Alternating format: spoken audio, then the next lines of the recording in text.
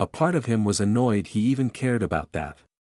In the grand scheme of things, such petty drama did not matter in the slightest. There wasn't enough time left in the restart for the consequences of ignoring it to really catch up to him.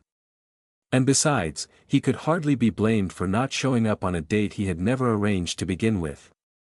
But, well, he was curious, and it wasn't like checking up on the house from time to time was some huge commitment on his part. No, most of his time was spent on hovering on the edges of the invasion proper, trying to spot breakaway groups small enough to ambush. Well, that and repeatedly telling himself that he didn't have to interfere every time he saw the invaders kill helpless civilians, since they were going to be just fine when the loop restarted. The first thing was complicated by the variety of monsters that accompanied the mages, who all had very good senses and came in great numbers. The second was complicated by the sheer brutality the invaders displayed to everyone in their path. For heaven's sake, some of them were breaking into random houses and murdering entire families inside. Not even looting anything, just committing mindless slaughter of non-combatants for no real reason. Madness. He knew stuff like that happened during the invasion, of course, but it was never this personal for him. He was there this time, witnessing the behavior in detail and cold-bloodedly deciding where to engage the invaders and where to move on. And he wasn't talking about avoiding groups that were straight up too big for him to handle. Those were easy to ignore, since he had never felt compelled to help others if doing so would cost him his own life in return. No, he was talking about groups that were entirely manageable with his current skills, except that he couldn't figure out a way to deal with them without killing everything. And what would be the point of that? He needed Abasin mages alive so he could read their minds. That was what this was all about. An ambush that did not result in subdued mages to interrogate was a waste of time and mana, as well as liable to summon Quatakikl to dispatch him. The ancient lich always personally intervened when someone got too successful against the invading forces. And that was without even considering the possibility that Red Robe was secretly lurking somewhere out there in the city, waiting for a big enough disturbance to clue him in that a time traveler was back in Scioria. He didn't think that option was very likely, what with Red Robe completely abandoning his support of the invasion lately, but it was not an option he felt completely safe discounting. No, sticking to his original plan and avoiding unnecessary engagements was definitely the right choice to make. Maybe it was a good thing his mind kept going back to the stupid date drama. If nothing else, it gave him something to distract himself with. Fortunately for his deteriorating mood, he soon found a duo of Abasin mages that had strayed too far from their main group and were only lightly defended. Well, relatively speaking. They had 2 war trolls and 12 skeletons as bodyguards, with another 6 war trolls vandalizing shopfronts not too far from where they were standing, but he was confident he could deal with that if he could surprise them. He made his way towards the group, mentally nudging the Iron Beak whose senses he was tapping into to fly closer to his targets so he could examine them more closely. There was something deliciously ironic about using the invaders' own scouts against them like that, but the real reason he was using the Iron Beaks instead of simply scrying on the invaders was that Iron Beaks had much better vision than he did and could also see in the dark. Very useful, that. He had also tried to employ the same trick on the war trolls that hung around the invaders, but found their senses very hard to process. Trolls had terrible eyesight, and were colorblind to boot. Their main sense was their ridiculously good sense of smell and, to a lesser extent, their hearing. Not to mention they were far less mobile than the Iron Beaks, and the Abasins kept a much tighter leash on the brutes than they did on their Iron Beak flocks. He wondered. Acting on a hunch, Zorian focused on the nearest Iron Beak flock and tried to dominate the one flying on the tail's end of the flock. It was surprisingly willful for an animal, but his attempt was not contested by anyone and the Iron Beak soon broke off from its group and made its way toward Zorian. That worked. Nobody seemed to be reacting to his actions, either. Convenient. Apparently the Iron Beaks were a bigger weak link of the invasion than he'd thought. He removed a potion vial from his pocket and handed it to the dominated Iron Beak that had landed next to him. It took some time, but eventually he managed to telepathically convey to the magical corvid that it shouldn't clutch the vial too tightly in its claws unless it wanted bad things to happen to it. That done, he directed it to dive-bomb the Abasin duo with the vial. He would not have been surprised at all if his ploy had ended up as a failure. A lot of it depended on the Iron Beak executing everything flawlessly, since Zorian was only dominating the Iron Beak, not puppeteering it. A dominated creature executes orders to the best of its own ability, not the controller's. That was nice, in the sense that there was no way Zorian could have puppeteered the bird precisely enough to pull off something this complicated. It did mean he was a bit of a helpless observer as a result, though. Oh well, even if the ploy failed, it should at least act as a proper distraction for his own attack. The Iron Beak exceeded his expectations. Not only did it approach the two mages from behind, entirely on its own initiative, it dropped the vial at the exact spot Zorian told it to aim at. The exact spot. That had got to be some innate magic ability at work. They were uncannily accurate with their feather attack too, come to think of it. In any case, once the vial hit the ground, it exploded into a cloud of yellow gas that knocked out the two Abasins in a matter of moments. Their bodyguards weren't affected, the war trolls, because their magically enhanced metabolisms kept the knockout gas from working, and the skeletons because they had no metabolism to affect. But once their controllers went unconscious, it became ridiculously easy to goad the war trolls into attacking the skeletons. It took less than a minute before every skeleton was reduced into dust and splinters. He directed his Iron Beak to make a few passes at the two trolls, and the bird interpreted that as send a couple of feather volleys straight at their eyes, ouch, after which the two former bodyguards ran off to chase the bird in blind anger, leaving Zorian free to approach the two knocked-out mages unopposed. This was the fifth group he ambushed tonight, and the first one where everything had gone so smoothly. He didn't even have to personally fight in the end. He really should use Iron Beaks more extensively in the future. After dragging the two unconscious bodies to some less exposed place, he took a deep breath and dived into their memories. Memory reading, more than any other branch of mind magic, deeply resembled divination in the way it functioned. You had to decide what you wanted to look for, and if you were asking the wrong question, your answer would be worthless or misleading. In Zorian's case, there were four main things he looked for whenever he read the minds of Abasin mages: whether they knew about any mage in a garish red robe, where the primordial summoning ritual was supposed to take place, what they knew about the goals of the invasion, and, last but certainly not least, whether they knew anything about the time loop or time travel in general. The same thing he probed the minds of cultists about, really. He was lucky this time, in that one of the two mages lying before him was a higher-ranking mage that should hopefully know more than the common grunts he had been dealing with thus far. None of the Abasins knew anything about a mage wearing red robes, and the two men he currently had at his mercy were no exception. Follow-up questions regarding missing members which had left the group around the start of the time loop revealed that despite their inability to maintain discipline during the actual invasion, the Abasins ran a pretty tight ship during the lead-up to it. Anyone who stepped out of line was severely punished by the Abasin leadership, and the handful of cases where someone tried to abandon the invasion resulted in Quatakikal hunting them down like dogs as an example to everyone else. Consequently, all such attempts had stopped long before the time loop had begun. As far as Zorian was concerned, that pretty much killed the possibility of Red Robe being an Abasin invader. He had suspected as much, considering how Quatakikal treated Red Robe during that evening, but it was nice to have more confirmation. It was still possible he was connected to the cult of the World Dragon, which didn't, and couldn't, exercise anywhere near the same control over its members. As far as the location where the primordial ritual was concerned, none of the Abasins officially knew anything about it, but it was apparently a sort of public secret among group commanders, such as the one whose mind Zorian was currently reading, that the summoning was supposed to take place on top of the hole, or at least as close to it as humanly possible. Zorian felt pretty stupid when he found that out. Of course. Of course it was the hole, the city's biggest and most obvious landmark. He had even known that the cult assigned special significance to the damn place, he just never damn it. He shook his head.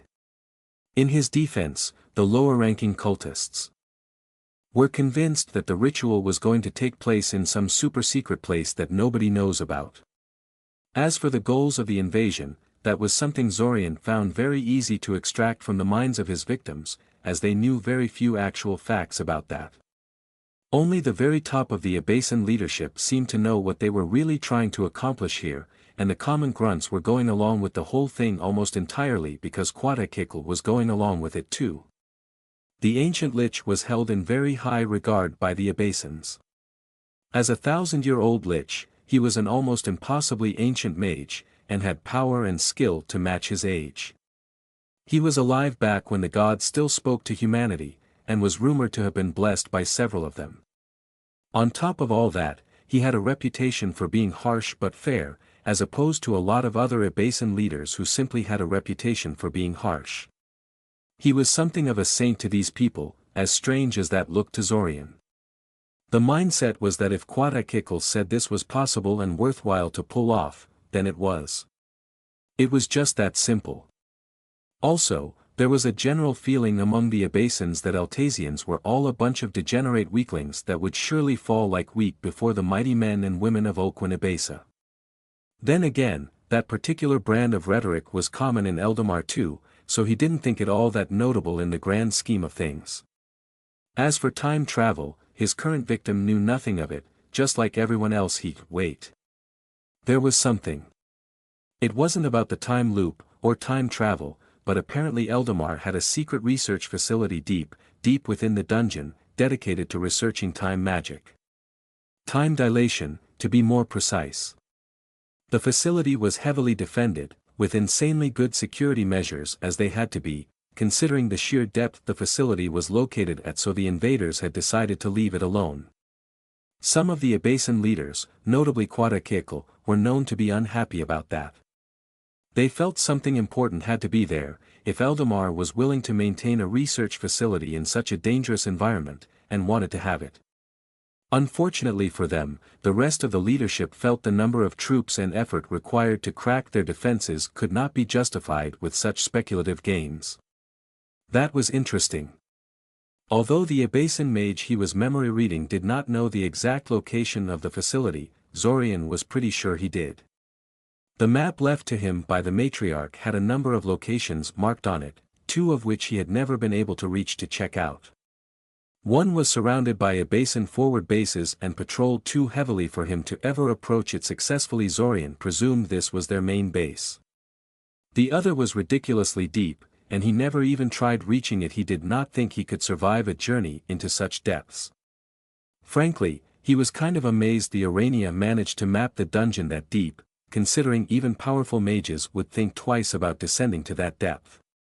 He had no proof, but he strongly suspected this was the time magic research facility discovered by the Abasans. And considering the Matriarch had marked it down as important, it almost certainly had some relevance to his situation. He dived deeper into the man's mind, looking for more information. He felt his victim's mind quake under the severity of the probe but persisted anyway. Any compunction about hurting these people had evaporated after watching them rampage around the city for several hours. The path outlined by the Matriarch wasn't the only one, apparently, or even the main one. The government did not supply the facility through a perilous journey down the winding tunnels of the dungeon proper. They did it by descending down through the hole until they reached the desired depth, where they had drilled an artificial tunnel into the wall in order to connect the facility with the outside world. Of course, while that path avoided most of the dangers associated with such extreme depths, it was still insanely dangerous for anyone without authorization to be there, so that did not help him much. Maybe if he... Oops. He pushed it too hard, overwhelmed by his, still rather crude and unsophisticated, memory probe. The man's mind collapsed into a chaotic, undecipherable mess. He would be getting nothing more out of him. Damn it. He fired 2 piercers at the unconscious mages, killing them both, and turned to leave, only to find an iron beak watching him closely from a nearby window sill. It was non-hostile, simply scrutinizing him.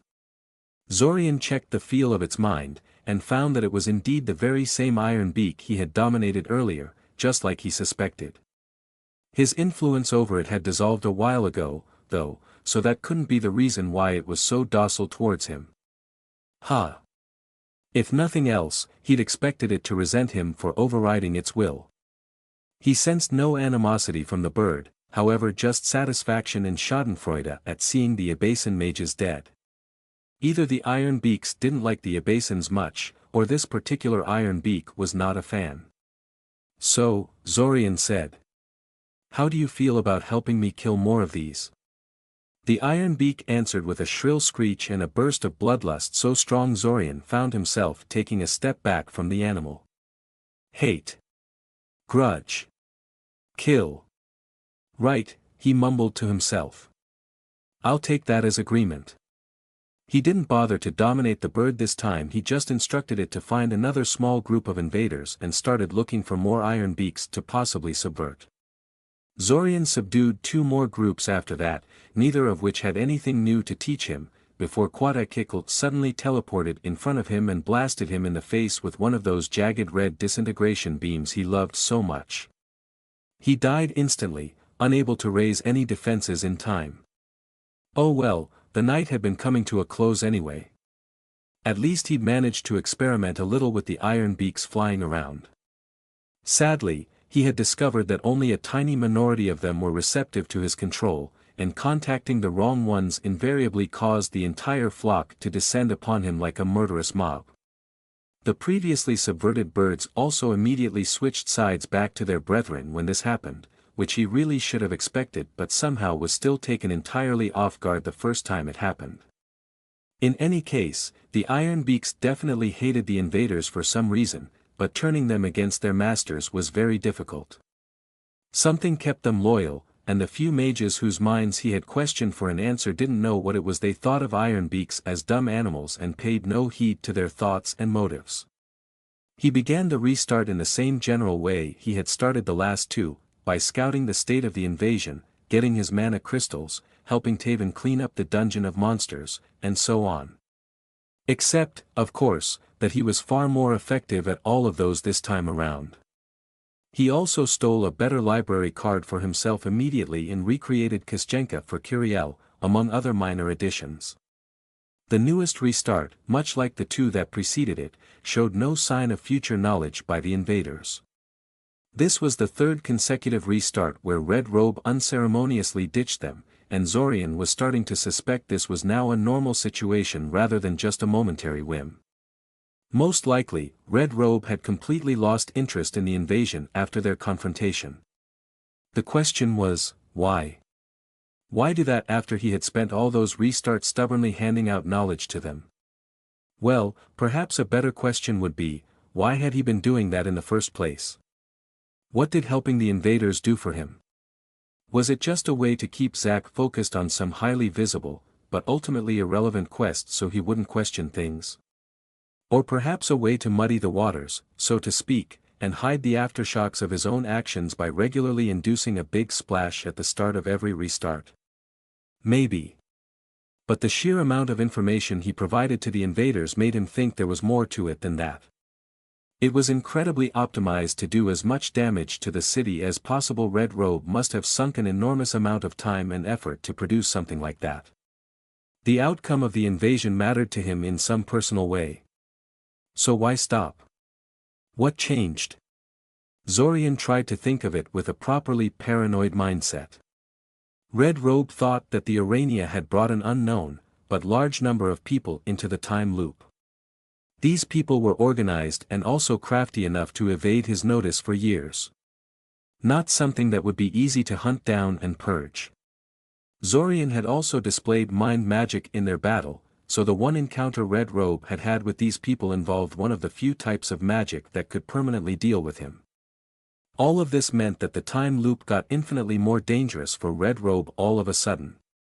There was a legion of enemies plotting against him and lurking around every corner.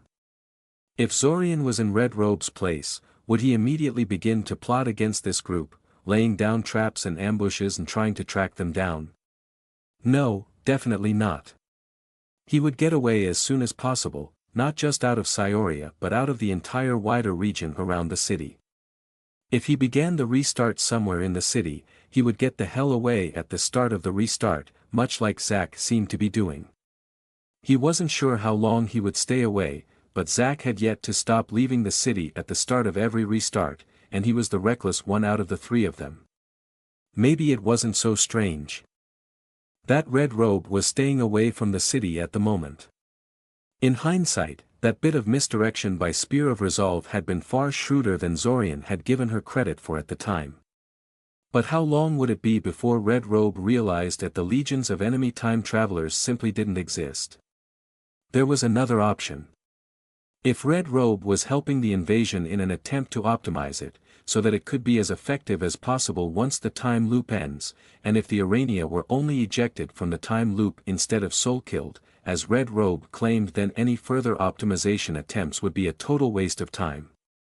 Once the time loop ended, the Arania would be alive and well again, and any plan developed in their absence would give worse results than the one Red Robe had previously developed.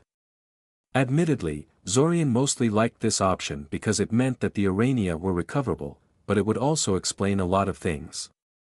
Such as Red Robe's reluctance to use his soul kill spell more liberally. If soul-killed persons were only gone for the duration of the time loop, that would neatly explain why he didn't use it on non-loopers. That would be entirely counterproductive, since he would still have to deal with them eventually, except that he wouldn't have the option to try out different tactics against them in the time loop, and couldn't find out what worked best. Zorian could only hope that investigating the invaders would bring some answers to his questions. Though if everything else failed, he supposed he could always behave like Zack and simply launch an endless stream of suicidal missions aimed at breaking into the time magic research facility, since that was clearly relevant to the time loop somehow. He was bound to succeed eventually, right? If Zack was able to kill Oganj with that method, then surely he could break into one measly facility. Maybe he was thinking about this wrong. He should outright recruit Zack into the attempt. He was still a bit leery of contacting the other boy, both because that would mean revealing himself to Red Robe if he was monitoring Zack, and because he was not at all sure Zack would be of any actual help to him at this point. But if he was reduced to metaphorically banging his head on the wall, then he might as well involve someone who has spent gods know how many years in the time loop honing the skill at doing exactly that. Something to keep in mind when the time comes, anyway. With the start of classes, Zorian decided to approach Rainy again while skipping on the mind magic training with Tinami. He still hoped to get to know the Aopair better, but it was clear that trying to get close to both Rainy and Tinami at the same time was unfeasible, and Rainy seemed the easier one to handle. He did not recreate his initial request as closely as he had intended, but Rainy agreed to set up a meeting between them nonetheless. Benasek had a spontaneous attack of clumsiness when he had tried to loudly congratulate Zorian and ended up sprawling on the floor of the classroom after tripping over his own 2 feet. It was a funny and mysterious thing, and Zorian hadn't had absolutely anything to do with it, but it sure was nice that he'd only made a scene out of himself instead of himself and Zorian, wasn't it? Still, while he had high hopes that his attempt to get to know Rainy better would go better this time around, the fact was that interacting with her involved a lot of waiting time. He might as well try to get to know another one of his classmates in the meantime. And since female classmates had a high chance of producing the same kind of problems that Tinami had in the previous restart, because that was just how his luck worked, damn it, that someone should probably be a guy. Which one of his fellow male students looked interesting? Oh. Edwin was really interested in golems, wasn't he? He had both of his parents in the golem-making business and couldn't shut up about them the last time Zorian had asked a mildly topical question about the subject. Well, he might as well show Edwin his own golem designs and ask him what he thought. It would be interesting to see how his designs compared to ones made by someone hyper-focused on the field. He waited until classes were over and then walked over to where Edwin and Naeem were talking. Like always when he saw them together, he found it interesting how different the two of them were, both physically and in terms of personality. Edwin was a short boy, with pitch black hair and slightly darker skin tone that hinted his ancestors were relatively recent arrivals from the south, or perhaps even from Mycena. Naeem was a relatively unassuming brown-haired boy of average height, distinguished only by the fact he was rather athletic and fit for your average student. Edwin was talkative and expressive, getting excited easily and often gesticulating heavily when he spoke. Naeem was calm and restrained, like some sort of serene monk who had achieved enlightenment and could thus no longer be fazed by anything anymore. They were like the sun and the moon, yet somehow they'd ended up as inseparable. He had to admit, he felt just a little bit intimidated by the prospect of approaching them. He was worried they would be suspicious of him, suddenly approaching them out of the blue like that. Zorian's previous relationship with the two was polite, but very, very distant. They had hardly known each other. Then again, that was an accurate description of his relationship with most of his classmates bar Benesek. But he need not have worried. Edwin was naturally a friendly sort, and only got friendlier when he found out why Zorian was talking to him. And while he did sense some exasperation from Naeem, that was solely because of the topic of the conversation rather than Zorian's presence as such. He was not as crazy about the topic as Edwin. "That's a nice stabilizer for the kind of small doll this is intended for," Edwin said, tracing the relevant glyph sequences with his finger. "I don't think it would work for something larger and heavier, like a proper, man-sized golem made out of solid steel, but it's downright inspired for this. I'll have to remember this. I don't understand why you put these in, though," he said, jabbing his finger at the trio of compressed nodes he used to fine-tune the design. "They're inelegant and just plain unnecessary. The design works perfectly without them, and they don't seem to do anything except randomly tweak things with no rhyme or reason." "Actually, the design doesn't work without those," Zorian said. "All of the prototypes were breaking down on me until I got sick of trying to make it work like it was supposed to and just forcibly tweak things in the manner you're looking at. It works fine now, but it makes altering the design a real pain. I'm hoping you can help me find the underlying issue that's tripping me up." Edwin gave him an incredulous look. "Wait, so this is, like, an actual design? Not just theory work? You've built one of these?" "Well, yeah," Zorian said. "What would be the point, otherwise? But isn't that super expensive?" Edwin asked curiously. "No, it's just moderately expensive," said Zorian. Though in all honesty, his sense of what was expensive and what wasn't had probably gotten utterly skewed while he was in the time loop. "But I'm funding it out of my own pocket and no one can really stop me from spending my money on whatever I find appropriate." "Oh no, I'm not criticizing you," Edwin grinned. "Hell, I wish I could do the same." "You sure you don't need an assistant or anything?" "It's a possibility," Zorian said hesitantly. He could see that Edwin was very serious about his suggestion, and it surprised him. He had thought he would have to make an effort to get him to cooperate on specific projects, and here he was proposing partnership. "How much time can you dedicate to this?" Naeem gave a short, amused laugh. He was largely content to quietly sit on the sidelines thus far, but apparently he couldn't resist reacting to this. "That sort of thing is all he does in his free time," Naeem said with a light smile. "The real question is just how long your patience will last before you tell him to knock it off already and go home." "Oh, shut up, you," Edwin complained. "Like you are any better, Mr. Training.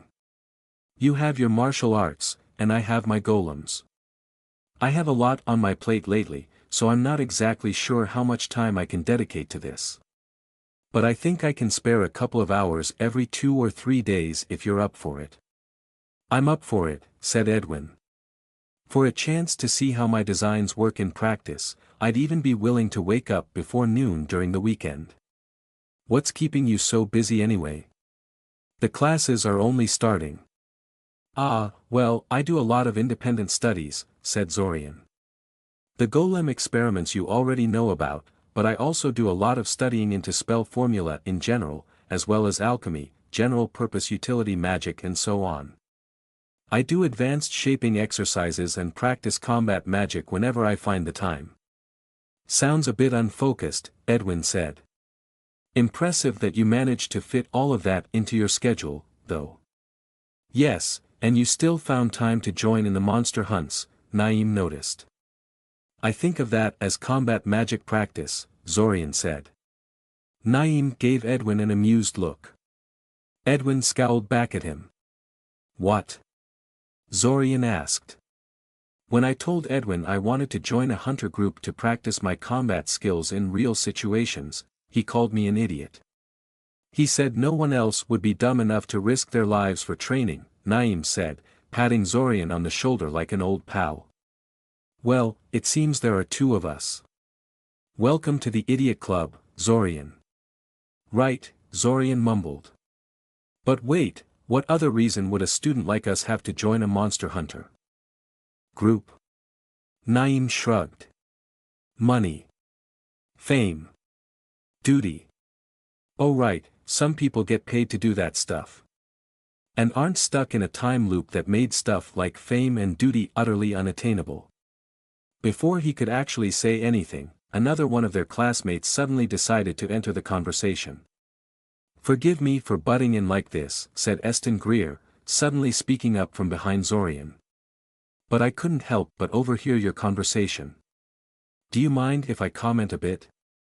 There was a brief pause, as the three of them stared at the newcomer. In the end, it was Edwin that broke the awkward pause. We're just talking, man, Edwin huffed. It's not a private club or anything. Go ahead and say whatever you want to say. Zorian glanced at Eston, studying him for a bit. The boy was one of the students he once suspected might be Red Robe, well, just the third-time traveler, back then, since he hadn't met the guy yet since his family emigrated to Eldamar from Oquinabesa. If he was being truthful to himself, the boy's appearance had contributed to those suspicions. Eston was a tall, severe-looking fellow, with sharp facial features, dour expression, thick eyebrows, black hair and eyes of such dark brown they looked almost black too. Him being very withdrawn and rarely speaking unless prompted by someone or something did nothing to dispel the rather sinister impression he got from the boy. But as far as Zorian was able to piece out, Eston was really just a normal, albeit extremely intimidating student. He had no links to the invaders and didn't really behave like someone aware of the time loop. Very well, Eston nodded seriously. I was going to note that while most of the students didn't join the monster hunts solely in order to test and hone ourselves in the crucible of battle, they surely considered that an additional point in favor of participating. One can have multiple goals for deciding something. So you also like combat magic practice? Naeem surmised. Yes, Eston agreed. That is one way to interpret that. And with that, we can see that there are three of us who wish to test our combat skills and grow. Perhaps we could help each other. Have a meeting so we can trade news and personal styles, spar, and other such things. For someone who stayed quiet most of the time, Eston sure was very verbose once he got going. Still, he was all for Eston's idea, since he'd been curious about their level of combat skills ever since he'd heard they participated in monster hunts. Naeem was also interested, so after discussing it for a while, the three of them decided to ask Ilsa to let them borrow a training hall sometime in the future.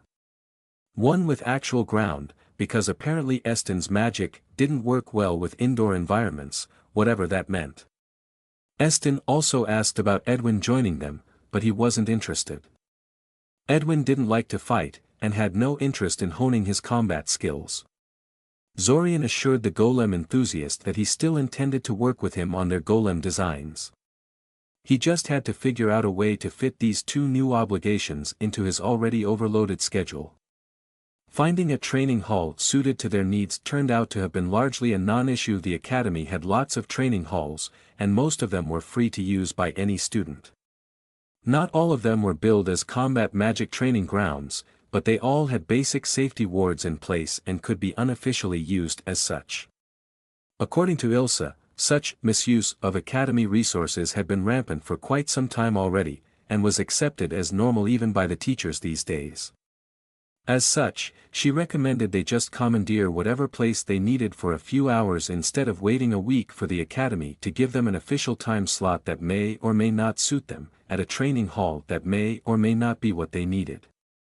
They just had to make sure they weren't interrupting a sanctioned study group or some such. Armed with that knowledge, they toured some of the available options until they found a training hall that was really just a walled-off and warded section of academy grounds, and thus had plenty of soil and rocks that Eston apparently needed to really show off. Estin, as it turned out, was one of those people with an innate magical ability. Specifically, he could manipulate earth, rocks and similar materials in an unstructured manner, much like how Zorian could work his mind magic. Estin was rather cagey about the specifics of how his ability worked, since it was apparently his family bloodline and they were trying to keep it semi-secret, but it apparently wasn't immediately usable in its untrained form, and Estin's current abilities were a result of considerable talent and a lot of work. In the handful of mock fights they did to familiarize themselves with each other's skills, Estin used the ability exclusively to levitate large clumps of earth and rocks around himself, interposing them between himself and incoming spells with unerring accuracy. Well, if he could see the attack coming anyway, he didn't fare so well when Zorian made his magic missile loop back and come at him from behind his back. It also took some time for him to form a sphere, and he didn't seem capable of controlling more than 4 at any particular time, because when Zorian launched an 8-missile swarm at him he simply surrendered and asked him to tone it down in the future. Still, it was a pretty useful trick he had there. Blocking with the spheres didn't seem to take any attention from Estin, allowing him to focus purely on peppering his opponent with offensive spells while his spheres defended him. If he had something more dangerous than magic missile in his arsenal, or if he could actually weave a homing function into those magic missiles, he might have actually posed a problem for Zorian. Well, a problem for him so long as he held back so very badly. He decided in advance that the only spells he was going to display was his mastery of magic missile and basic shield spells, and that appeared to have been a good choice because he was beating both of them pretty decisively even with that. Especially Naeem. As a first-generation mage with no special magic or familial history to draw on, he was limited to the same magic missile and shield combination that Zorian claimed to be limited to, but without the years in the time loop to hone his skills at those 2 spells to near perfection. If he were fighting against pre-time loop Zorian, Naeem would have wiped the floor with him. He had more than twice the mana reserves that old Zorian had, and had clearly known how to cast those 2 spells years ago and had been slowly honing them all that time. On top of that, he was highly fit and agile, and in his fight against Estin he simply dodged every projectile that the other boy sent his way. The old Zorian couldn't weave a homing function into his magic missiles, and would thus not be any more successful than Estin in that regard. But sadly for Naeem, he wasn't fighting Zorian's past self, and thus ended up overmatched in his own game. Zorian's shield was impenetrable to anything the other boy could dish out, and dodging didn't work against Zorian's attacks. After this, Naeem and Estin decided to move on to hand-to-hand combat, probably specifically to spite and one-up Zorian. Knowing he was useless in a fist fight and would just embarrass himself, Zorian immediately bowed out of that, conceding he had no chance against either of them. They were both very smug about that. Well, whatever, let them have their consolation prize. Better than being bitter at Zorian for besting them, that's for sure. In any case, the 2 of them had no less than 5 rounds of that, and it became obvious by the end that Naeem was just plain better at that than Estin was, despite Estin's greater size and bulk. He would later find out that this was what Edwin had been talking about when he implied that Naeem was just as obsessed with martial arts as he was with golems. He practiced martial arts religiously every single day, and was good enough to get invited to national contests in the field. After that, they decided to share training methods and other advice, something that ended up surprisingly useful to Zorian, since both of them had found some neat little shaping exercises that Zorian never thought to look for, but which ultimately ended up with Zorian doing most of the talking and demonstrating. He expected as much to happen, though he was the most experienced person among them, after all. He left the meeting pleased with how it turned out. Considering that both Naeem and Estin wanted to have another meeting like that, Zorian supposed they were pleased with it too, even though Estin was throwing him some sour looks when he thought Zorian wasn't looking. When they did organize another meeting, though, it wasn't just the 3 of them that showed up. Briam, Capriva and Rainey also showed up, wondering if they could join. Naeem and Estin immediately dumped the decision on him, spontaneously designating him as the group's leader. Lovely. He accepted, of course. If nothing else, he was pretty sure that sending Rainey away would not reflect too well on him and his plans to get closer to her. The problem was that all three of them were very raw and untrained when it came to actual combat magic. Brian was admittedly already a member of the hunting group, but that was solely because he had his fire drake familiar. His spells were almost entirely centered around supporting that living flamethrower. Capriva was in the process of becoming a member in a hunting group, but also not due to combat magic as such. She got in on the basis of providing her team with alchemical bombs and potions, and was heavily reliant on them herself. Rainey probably had some of her shifter magic to fall back on if really pressed. But she was keeping that part of her a secret, and her mastery of classical combat spells was nothing to write home about. Somehow, they still managed to make the meeting work, but it involved a lot more work and responsibility than Zorian was comfortable with. Since he was the leader, it mostly fell upon him to help the newcomers out. At the end of the meeting he was sought out by Rainey, who handed him an envelope with the time and place for their meeting. It was the same restaurant she had used last time, which he supposed made sense if the owner was a personal friend of hers like Kiana claimed. While this was happening, Zorian was in the process of finalizing his agreement with the filigree sages. In exchange for transporting them to Scioria, guarding their salvager crews, and transporting their finds back to their home, Zorian had secured 3 different mind magic teachers, one of which was supposed to be an expert in memory reading and manipulation.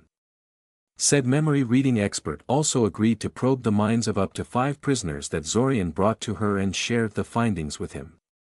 Finally, and a lot less critically, Zorian was entitled to a portion of the things the Iranian salvager crews found in the settlement, only important because it gave him the excuse to closely monitor their activities, ostensibly so they wouldn't cheat him out of his due, but really just so he knew how to properly salvage the place in future restarts. Embarrassingly, it took less than 2 days for the filigree sages to do what Zorian couldn't manage in an entire restart. Apparently the solution to finding the Sciorian web's treasury was to descend down the deep vertical shaft which the Sciorian Arania used as garbage disposal, except that halfway to the bottom was a hole in the wall that led to their treasury. The hole was big enough for an Arania to comfortably pass while lugging cargo, but Zorian would have to crawl to pass through the opening and into the main chamber. The shaft actually had numerous such tunnels of various sizes branching off of it, all but one of which were dead ends, but it wasn't that hard to narrow it down once you knew what the trick was. According to the filigree sages, shafts like these were the secret to the ease with which the Arania could penetrate even very deep layers of the dungeon without getting slaughtered in the process. While a shaft like that did allow for some of the horrid things from lower layers to reach you easier, they were very defensible and could always be collapsed on invaders if incursions got too frequent. In cases where such shafts didn't exist, Arania were liable to create them via application of stone-shaping spells. The actual treasury was huge. A lot of space was taken up by huge spools of spider silk thread which were presumably the web's primary source of income. But there was also a lot of raw currency there, both in the form of paper notes as well as precious metals and gems. A fair number of alchemical explosives and potions were also there, including heaps of different healing potions that the salvage crews claimed were optimized for Iranian biology. They were very excited about those, and wanted Zorian's help in contacting whoever made those. They seemed very dismissive about the possibility that the Sciorian Arania produced those themselves. There were quite a few spellbooks, alchemical recipe books, or spell formula blueprint compilations, many of them highly restricted, rare or very expensive. The filigree sages intended to cart all of them off back home for research purposes, but they agreed to let Zorian peruse them and copy a few choice bits for his own use. That would be enough to keep him busy until the end of the restart, so he was perfectly happy with that. Finally, the vault held a lot of stuff that was really only of interest to Arania. Leather pouches and straps that Arania used for carting things around, nutrient blocks that were the Arania equivalent of dry rations, things like that. The filigree sages, at least, seemed very intrigued by those, marveling at the Sciorian web's technological sophistication and ingenuity. It all looked very underwhelming to Zorian, but he supposed it wasn't easy establishing a technological society when you have no hands. Amazingly, the treasury was only the tip of the iceberg. There was another secret part of the settlement he had never found, a secret magic research room, which could only be accessed by selectively disabling a few choice bits of the warding scheme in one of the rooms, and then passing through the newly opened hole in the ceiling. Sadly, there was a further layer of defenses even beyond that, and neither the filigree sages nor Zorian had been able to crack the wards on the second door thus far. The leader of the salvagers was starting to toy with the idea of simply smashing the door, but worried that there was some kind of self-destruct mechanism inside that would destroy the contents if the entrance was forced open. That was how filigree sages secured their own magic research rooms, apparently. Finally, there was a room for storing records, which Zorian hadn't noticed simply because it had never occurred to him to try and connect his mind to the one particularly lumpy wall in the back of the settlement. Apparently the bumps were memory stones, magic items that could record thoughts and memories, and which were apparently the Urania's equivalent of written records. Personally, Zorian didn't think this method was nearly as convenient as written records, but the filigree sages claimed this was a much more natural and convenient method for them, so what did he know?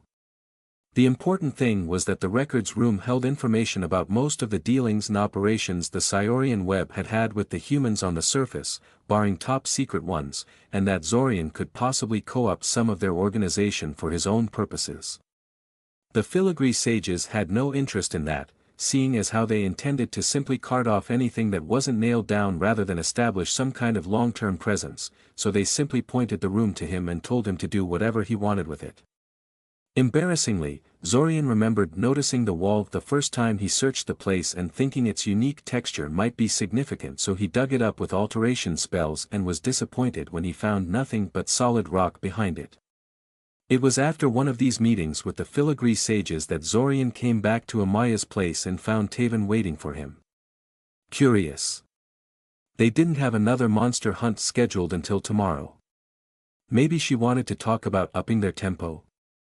They were extremely successful this time around, thanks to Zorian making full use of his future knowledge, so maybe she wanted to strike while the iron was hot. If so, he would have to disappoint her. He had too many things on his plate to devote more time to that. The moment he got closer and she noticed him, however, he immediately realized she wasn't here about something like that. She was upset. She asked to speak to him in private, so he led her to his room and locked the door.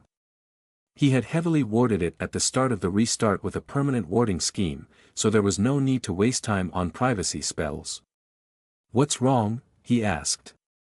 "What's wrong?" he asks, she mumbled. Crap, she was upset at him. He didn't remember doing anything to make her upset, though. She took out a light blue crystal and slammed it at the desk of drawers next to his bed. "What's that?" she demanded. "That's a rhetorical question, surely?" Zorian asked, baffled. "It's a piece of crystallized mana, of course." "Yes, but why do you have an entire crate of that under your bed?" she demanded. Zorian frowned. "You've been rooting through my stuff without my permission." "No, your little sister was," she said. She and Nachka were playing princesses and making crowns out of crystallized mana for the two of them, Kana and Kostyenka. I walked in on them and asked them where they got those pretty stones they were using. "Damn it, Kiri." "Okay," said Zorian, taking a big breath to calm himself down. "Putting that aside for the moment, why has this gotten you so upset? Why does it matter if I've got a crate of crystallized mana under my bed?" She balled up her hands into fists, seething in her own frustration and self-loathing. "What?" "Because everything," she finally shouted, slamming her fist into the nearby wall and causing him to flinch back in shock. "Everything. Everything, everything, everything." "Taven, please," shouted Zorian, frantically trying to calm her down. "Just calm down, you're not making any sense." Was she crying? "How can you be so good at everything?" she half shouted at him, pushing him away. "You're good enough at alchemy that Kale praises you. You create golems in your free time. You're so good at divinations that adult professionals accused me of lying when I told them how good at finding monster nests you are." And you're apparently good enough at combat magic that they're letting you teach your own group. That's not dash, Zorian tried to explain. Don't try to lie to me, she snapped at him. I know you're a better combat mage than me. You try to hide it, but I can tell. I'm not stupid. I never claimed you are, Zorian assured her. She ignored him. I worked on this for years, she cried. I'm 2 years older than you and I worked so hard. Every day, every weekend, every moment I could spare. I made sure to focus, not spread myself too thin. I live for this. And then I find out that not only are you better than me in the one thing I focused on, you also have time for all these other things too. How? How are you so much better than me? What am I doing wrong? Nothing. Zorian hastily assured her. You're honestly pretty damn awesome, Taven. And the only reason I got even close to your level is because I'm a dirty cheater who cheats. Then show me how to cheat, too, damn it, she shouted. Before he could say anything in response to that, she wrapped him into a hug and started sobbing into his shoulder. He awkwardly returned her hug after a few seconds, desperately trying to think of a way to handle this situation. He couldn't think of anything at the moment. In light of that, perhaps it was a blessing in disguise that Taven didn't look like she would stop crying anytime soon. The idea that someone might connect all the dots and realize his abilities were way too developed for his age was not a foreign idea for Zorian. He tried to make sure that the abilities he showed to any one person or group were firmly within the realm of possible, but he always knew that a sufficiently curious and dedicated individual could track down enough clues to realize something didn't quite add up. There was no solution to this, as far as he could tell, not unless he wanted to spend most of his time performing an incredibly elaborate and boring act. Something which he wasn't sure he was capable of, and which probably wouldn't be too good for his sanity. Ultimately, he decided that the whole thing was largely a non-issue. As long as he wasn't caught doing something illegal, he could simply tell such amateur detectives to get lost. Well, he'd probably be more formal and courteous about it than that, but that was what it all boiled down to in the end. He was even aware that it might be Taven who caught on to him. In many ways, she was in an ideal position to do so. She was probably the only person who actually had a solid idea of what was normal for him and what wasn't, and was thus far more likely to realize just how abnormal and sudden his current skill growth was. He had been interacting with her pretty heavily lately, giving her lots of material to work with. And lastly, they'd known each other from before. They were friends. She would feel entitled to an explanation of some sort, and would be a lot less hesitant about confronting him than someone else might be. And yet, despite all of that, Taven still managed to completely blindside him in the end. He expected her reaction to be a lot of things, but never did he imagine she would break down into tears. It was just so unlike her. Yes, she was a very emotional girl, but she was also the sort to keep going forward and never let anything get to her. He glanced to the left, where she was sitting on the bed beside him. She was a mess. She had stopped crying for a while now, but after effects were still very visible: red face, runny nose, the standard stuff. Still, her emotions had leveled off in the past few minutes, so maybe she was ready to talk now. Feeling better? He asked. She lightly punched him in the shoulder as a response. Yes, definitely feeling better. This sucks, she complained. I came here all fired up, ready to get some answers, and in the end we didn't even have a proper fight. I just made a fool of myself. Why couldn't you have been more angry and defensive and Zorian-like? Sorry, he said, mildly confused. He was tempted to ask just how she defined Zorian-like, but decided it would be best if that remained a mystery for now. To be fair, you weren't behaving very Taven-like either. I guess, she conceded. Tell me something. Have you always been this talented? Have you been lying to me this whole time? No, he answered simply. She scrutinized him for a moment, watching for any sign of uncertainty and shiftiness in his eyes and posture, before sighing heavily. Figures, she said. I thought as much. You'd have to be very dedicated to keep up the act for so long, and I can't think of a reason why you'd bother. Still nice to hear it from your own mouth, though. Except that only leaves one option on the table. That you overtook me in everything, including my specialty, in the few short months since we last saw each other. That. You're wrong, Zorian said, shaking his head. I did not overtake you. I am confident that if we fought, you'd be victorious 9 times out of 10. You're still better than me. If he didn't just use mind magic to incapacitate her right from the start.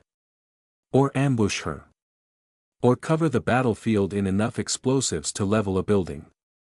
But he was pretty sure Taven wouldn't count those as real victories anyway, and aside from that, his point still stood. It doesn't matter, she huffed. With the kind of ridiculous growth you're displaying, you'll close that gap in a handful of weeks and then leave me in the dust. And you'll have all that other stuff you're tinkering with too. Am I wrong? Sort of, he said. She gave him an annoyed look, so he immediately clarified. It's complex.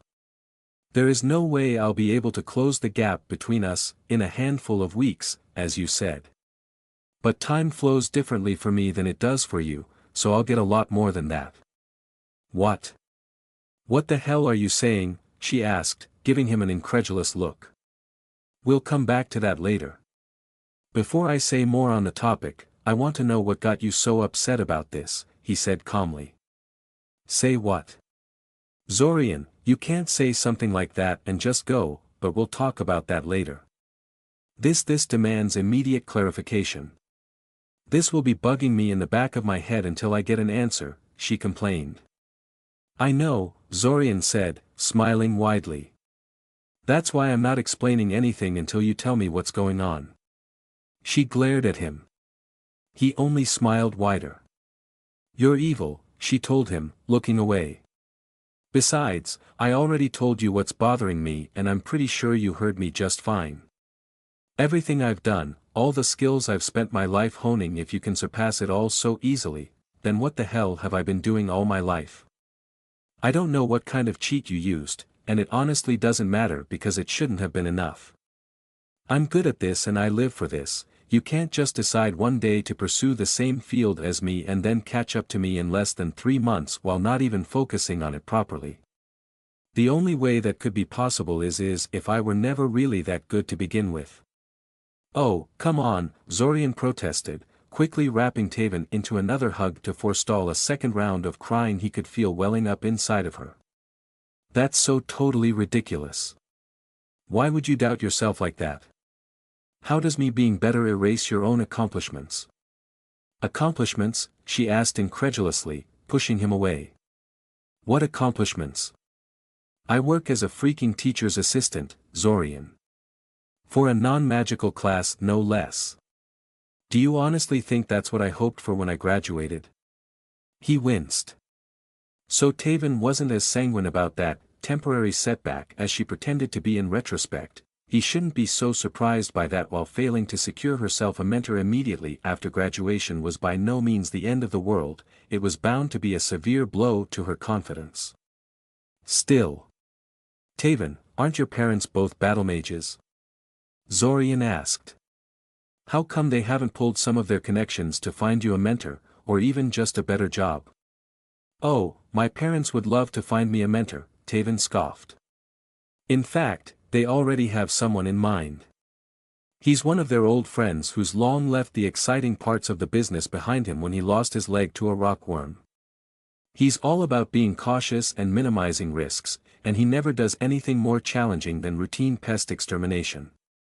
Of course, that's precisely why my parents want me to learn from him. If they had it their way, I'd be hunting mutated rats until I was 30 or something. Ah, said Zorian awkwardly. He seemed to have walked straight into a touchy subject there. Yeah, Taven said.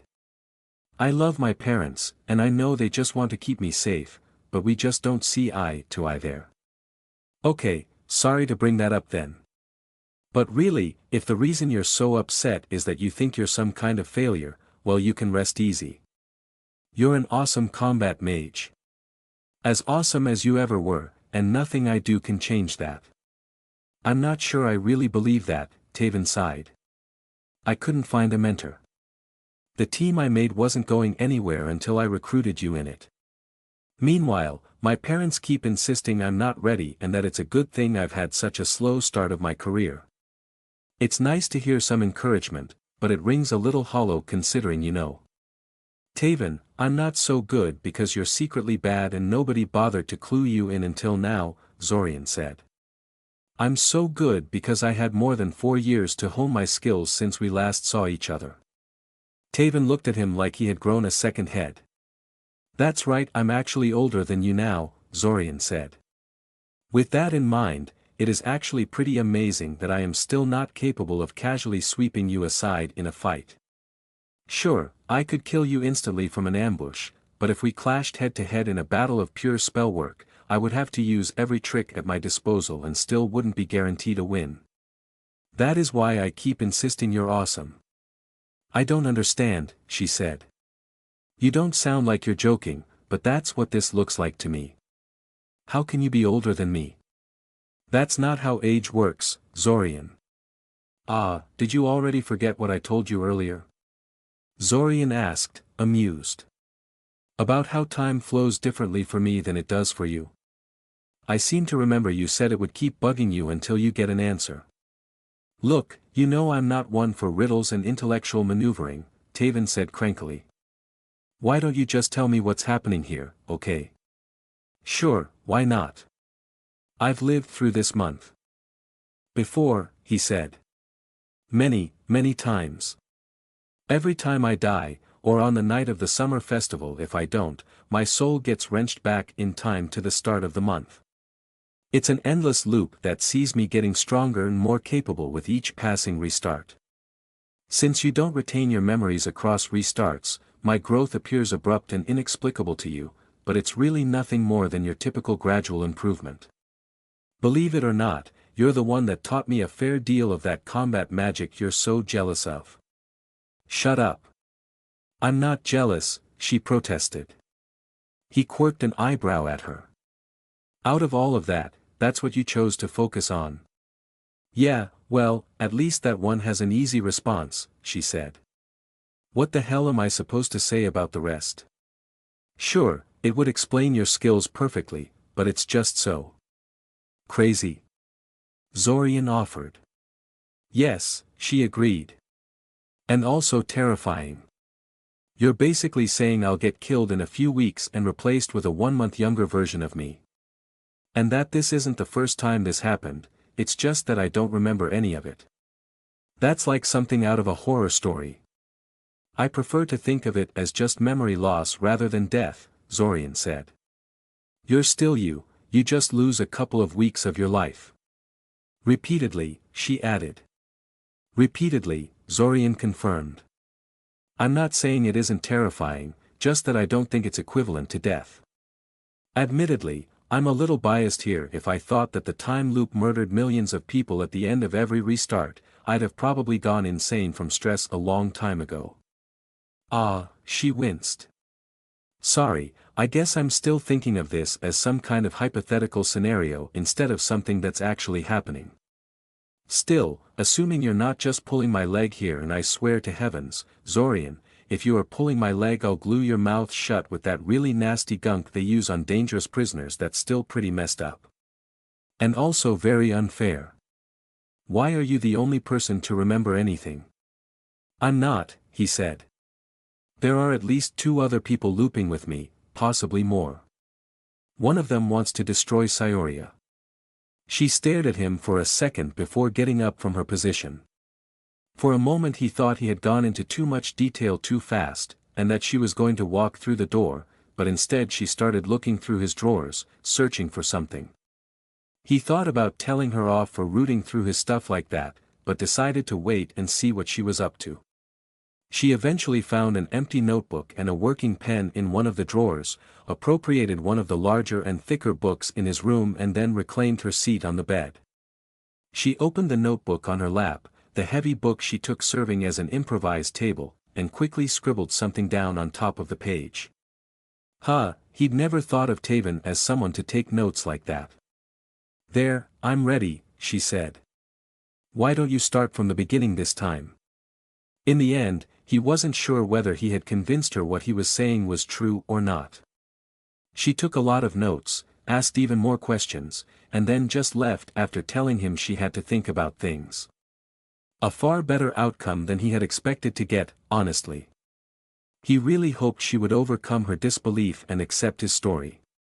It would be nice to have someone other than Kale to talk to about time loop-related things. Not that there was anything wrong with the Morlock boy, far from it, but sometimes he really wished he could get a second opinion about stuff. Of course, it would hardly be him if that little bit of hope that came his way wasn't soon balanced out by something or someone popping up to complicate things. In this case, that someone was Svim. When he arrived at his office the next day for their weekly mentoring session, he was informed that his training group had been noticed and that Svim was not happy at all that such an amateur had delusions about being fit for a teacher. In order to make him fit for a teacher, Svim decided to step up their schedule. They now met 3 days a week instead of the usual one. He really hated that man. His talk with Rainey was going well, in his opinion. If nothing else, she was a lot more relaxed than she had been in the previous restart. She'd even ordered a glass of wine to go with her meal. Of course, he wasn't actually learning anything new from her, since she was telling him the same thing she had told him the last time they'd done this, but that was to be expected. He couldn't exactly continue on where they last left off without explaining where he got that information, and he didn't feel like making something up.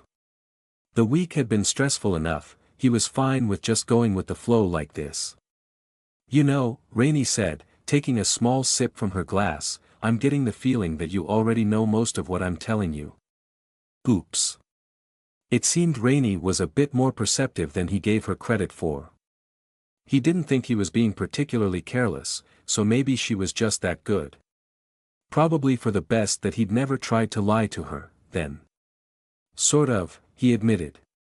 Why did you ask me something you already know the answer to, then, she asked. So I can compare it with what I already know and see whether you were feeding me a bunch of lies or not, he said. She snorted derisively. I think you've confused me with one of your cat shifter friends. Don't you think it's kind of rude to assume the worst of people like that? So you're saying your visit to our training group the other day wasn't about you testing me to see what I would do, he asked with a smile. Ugh. It was so obvious, huh? Rainey sighed. Well, it wasn't just that, but yes, I wanted to see how you would treat me. And, he asked curiously. What's the verdict? It's good, she said. You didn't lash out at me for being so clearly underpowered compared to you and your buddies, but you also didn't drop everything to spend the entire meeting hovering around me, trying to help. A fair treatment. I respect that. I don't want special privileges. So you intend to keep coming, then? Yes. As I said, seeing your reaction was just a part of it. I wasn't lying when I said I wanted to get better. There was a brief silence as Rainey seemed to considering something. So, Zorian. I'm curious about something, she eventually said. What is it that drives you to try so hard? I mean, you're near the top of the class at every subject, and you seem to be good enough for a 4th year when it comes to combat magic. That had to have taken quite a lot of work. What are you trying to accomplish?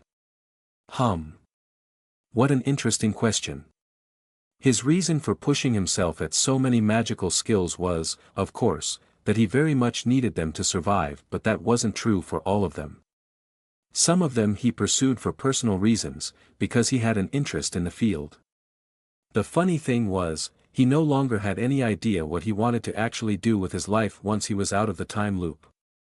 Most of the career paths he had been eyeing before he got stuck in the time loop no longer appealed to him. They were too modest and routine for someone of his current skills, and he would only get more capable as time passed. He could do better than that. But better how? Independence, he eventually answered. Rainey gave him a curious look, so he hurried to clarify. My family and I don't really get along. I want to get away from them as soon as possible. Buy my own place, get a source of steady income to support myself, things like that. All true, except that he already had the skills to achieve all of that easily. But it was the best answer he could come up with on such short notice. I see, she said. I apologize if I'm overstepping my boundaries, but why aren't you getting along with your family? It's a bit personal, Zorian sighed. And also a long story. But the short version of it is that my parents have never cared much for me. I am the third son and a disappointment. A disappointment? Rainey asked curiously. Do I want to know? You probably already know this, but I have a really famous older brother, Zorian said. Yes, Daimen, she nodded. What about it? I'm not him, Zorian said simply. Ah, she said, drawing the word out. It's that kind of disappointment. But shouldn't your other brother have the same problem, then? He does, but he's more charming and social than me, Zorian shrugged. He'll never measure up to Daimen, but he's ultimately alright in their book. Also, Fortov was a selfish asshole and could go straight to hell for all that Zorian cared. Interesting, she said. Let me present you with a hypothetical situation. Imagine it was not Daimen who came first. Imagine it was you, and your parents treated you as their chosen son. But then Daimen came about, and they promptly switched their favors to this new wonder child. Your time in the spotlight is over, and your parents fully expect you to move aside for their new darling. Do you think you would still have the same attitude you do now? Oh boy. He had a feeling this wasn't really a hypothetical situation at all. Well, he said, swallowing heavily. Truthfully, I don't think it's possible for me to know what this hypothetical me might think and feel. So much would change in my life that I wouldn't be the same person sitting here today. However, assuming someone magically switched me with this alternate version of me, yes, I would have the same attitude. You wouldn't try to fight for your birthright as the firstborn, she asked. No, he said, shaking his head. The alternate version of me, having experienced my parents' favor, might see some value in trying to get it back. I would still seek to strike out on my own as soon as possible. The scenario doesn't change anything for me. I see, she said, lost in thought.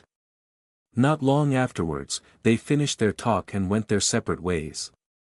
As he walked back to Amaya's place, he wondered whether he'd answered her hypothetical situation correctly. She agreed to meet with him next week, so perhaps she would eventually explain what that was about. He spent the rest of his Saturday working on the next golem with Edwin. This one was going to be a little more ambitious, being made out of steel and much bigger than Koschenka, though not nearly as big as he had originally wanted, since Edwin had informed him that construction of golems taller than a meter in height was prohibited unless one had a special license.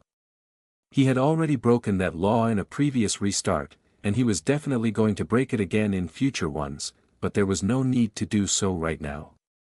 He didn't think Edwin would report him, but he probably wouldn't want to help him break the regulations so brazenly. Them being arrested would be but a brief inconvenience for Zorian, but Edwin wouldn't think of it that way.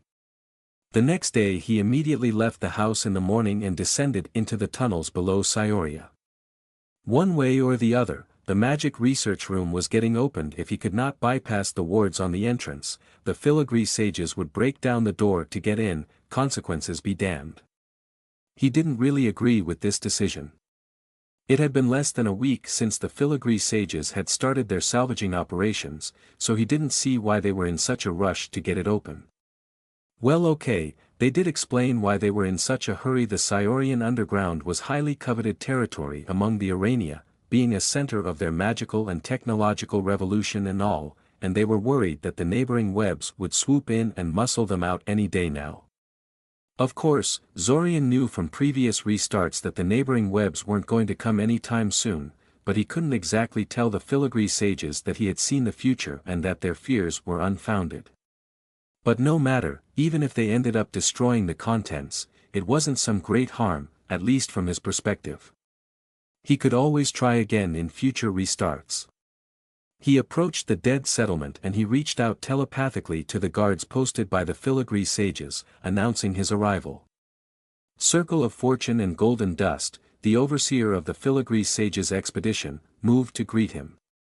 "Welcome back, Zorian Kaczynski," the Urania greeted. He had told her previously to just call him by his name, but she hadn't taken him up on that. "Any news from the surface?" "Nothing too important," he said. "The monster incursions are beginning to peter out, so the number of monster hunters stalking the dungeon should see a sharp drop soon." "Good," she said. "This place is outside their usual patrol routes, but I still worried some of them would stumble upon it. Are you ready for the attempt?" "I guess. I still think you're rushing, though." "We are," she admitted. "I am not casting aspersions on your combat skills, but you're still just one mage. If nothing else, you cannot be in more than one place at the same time. We have to work quickly." They soon arrived at the room that held the research room. 6 more Urania were already inside, 2 of them analyzing the wards while the other 4 waited for a command to break down the door. After conversing with the 2 Uranian ward breakers for a few minutes, Zorian created a floating disk of force to stand on and lifted himself towards the hole in the ceiling where the entrance stood. He took out the ward analysis device from his jacket, the pocket watch that Taven had been hired to retrieve so long ago, and whose absence clued him in to the existence of the treasury. He had located it inside the treasury uncovered by the filigree sages and, while he fully intended to dismantle it to see what made it tick, for now it was more useful to him intact, serving its intended purpose. He channeled a divination spell through the device and got to work. From what he and the Uranian ward breakers had been able to tell thus far, there were 3 main layers of defenses on the entrance. The first one would electrocute anyone touching the walls of the entrance. The second one would superheat the air inside it to lethal temperatures. The third one would bring down the entire ceiling on top of wannabe looters. All 3 had complicated and hidden trigger conditions, tied to a detection layer that neither he nor the Uranian ward breakers could figure out. Obviously, the third defense was the priority to disable, but it also appeared to be the defense most sensitive to attempted tampering. The filigree sages had worked out a way to neutralize it, but doing so would no doubt trigger all other defenses, both the 2 they were aware of, and any further ones they had yet to detect. The ward analysis device really showed its usefulness, though the detection layer, so Byzantine and obscured from scrutiny in the past, simply unraveled under its power. It was not as bad as he feared. He could do this. He contacted Circle of Fortune and told her he thought he could disable the defenses. The Urania in the room exploded into a flurry of activity, mostly vacating the room in case he overreached and brought the whole room down. Circle of Fortune and the 2 ward breakers, however, remained. The ward breakers would help him in the attempt, while Circle of Fortune simply announced that she had to be there. He didn't argue with her, too absorbed by the task in front of him. Over the course of the next hour and a half, he and the 2 Uranian ward breakers slowly and carefully neutralized the detection layer and then moved on to unlocking the door itself. The door itself had some additional defenses, relatively minor in nature but strong enough to really ruin their day if they triggered any of them. It was to his immense relief, then, that they managed to get it open without setting off a single one. Unfortunately, that's when the defenses inside the room itself, completely separated from the main ward scheme and therefore undetectable from the outside, activated. If Zorian hadn't reacted immediately by erecting a shield in front of them while simultaneously directing the force platform they were standing on downwards at maximum speed, the incoming explosion would surely have killed them on the spot. Even with that, they ended up crashing painfully on the floor of the cave, dazing them for a couple of crucial seconds. There was no time to sit down and recover, though, because the ruined entrance to the research room was starting to pump sickly yellow gas into the room and Zorian had no intention of seeing what effect it had when breathed in. He held his breath and quickly sealed the entrance with a bubble of force, stopping more gas from pouring in, before casting a spell he'd seen Kirin cast once during the invasion. He raised his hand into the air and concentrated on the gas, causing it to surge towards his outstretched palm, where it flowed into a small, compact ball. Moments later, once he was sure he'd gotten all of the gas, he restructured the churning ball of poison gas into harmless, inert dust and took stock of the situation with Circle of Fortune, who was lucky enough to escape the incident without consequences. The two ward breakers were not so lucky they weren't dead, but it was close. It turned out that Urania could not hold their breath like humans, so they ended up breathing in some of the poison gas in the room before he neutralized it. They would recover, but not any time soon, so Circle of Fortune asked him to drop them off back at the main Filigree Sage's settlement and pick up a new pair of ward breakers as replacements. He later sent some ectoplasmic eyes and other remote sensors into the room to check it out, and found it completely wrecked by the explosion and coated in some dangerous-looking green slime. Circle of Fortune just mentally shrugged, pronounced the entire thing a bust and ordered the entrance to the room walled off with alteration spells to prevent any further surprises coming from there. "Don't beat yourself up over this failure," Circle of Fortune told him. "If we had gone through with our original plan, those defenses would have still gone off, probably killing the entire assault team assigned to breaking down the door. Plus, we'd also have had to deal with other traps you ended up disabling before you ran afoul of that last set. This is a much better outcome."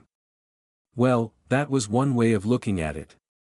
He left Circle of Fortune to deal with the final cleanup of the situation and went off to find his mind magic teachers among the Urania. It didn't take long for him to track them down to one of the isolated corners of the dead settlements, where the three of them were huddled together and engaged in telepathic conversation. Before this restart, such intra-Uranian conversations were completely opaque to him. Telepathy was not language independent, so unless the Urania spoke in a manner he could understand, he was out of luck. Now, however, one of those teachers had begun to teach him how to understand and use the Uranian telepathic language, so he could actually understand a few snippets. He was still a rank beginner at it, of course, but it was enough to understand the general topic of the conversation.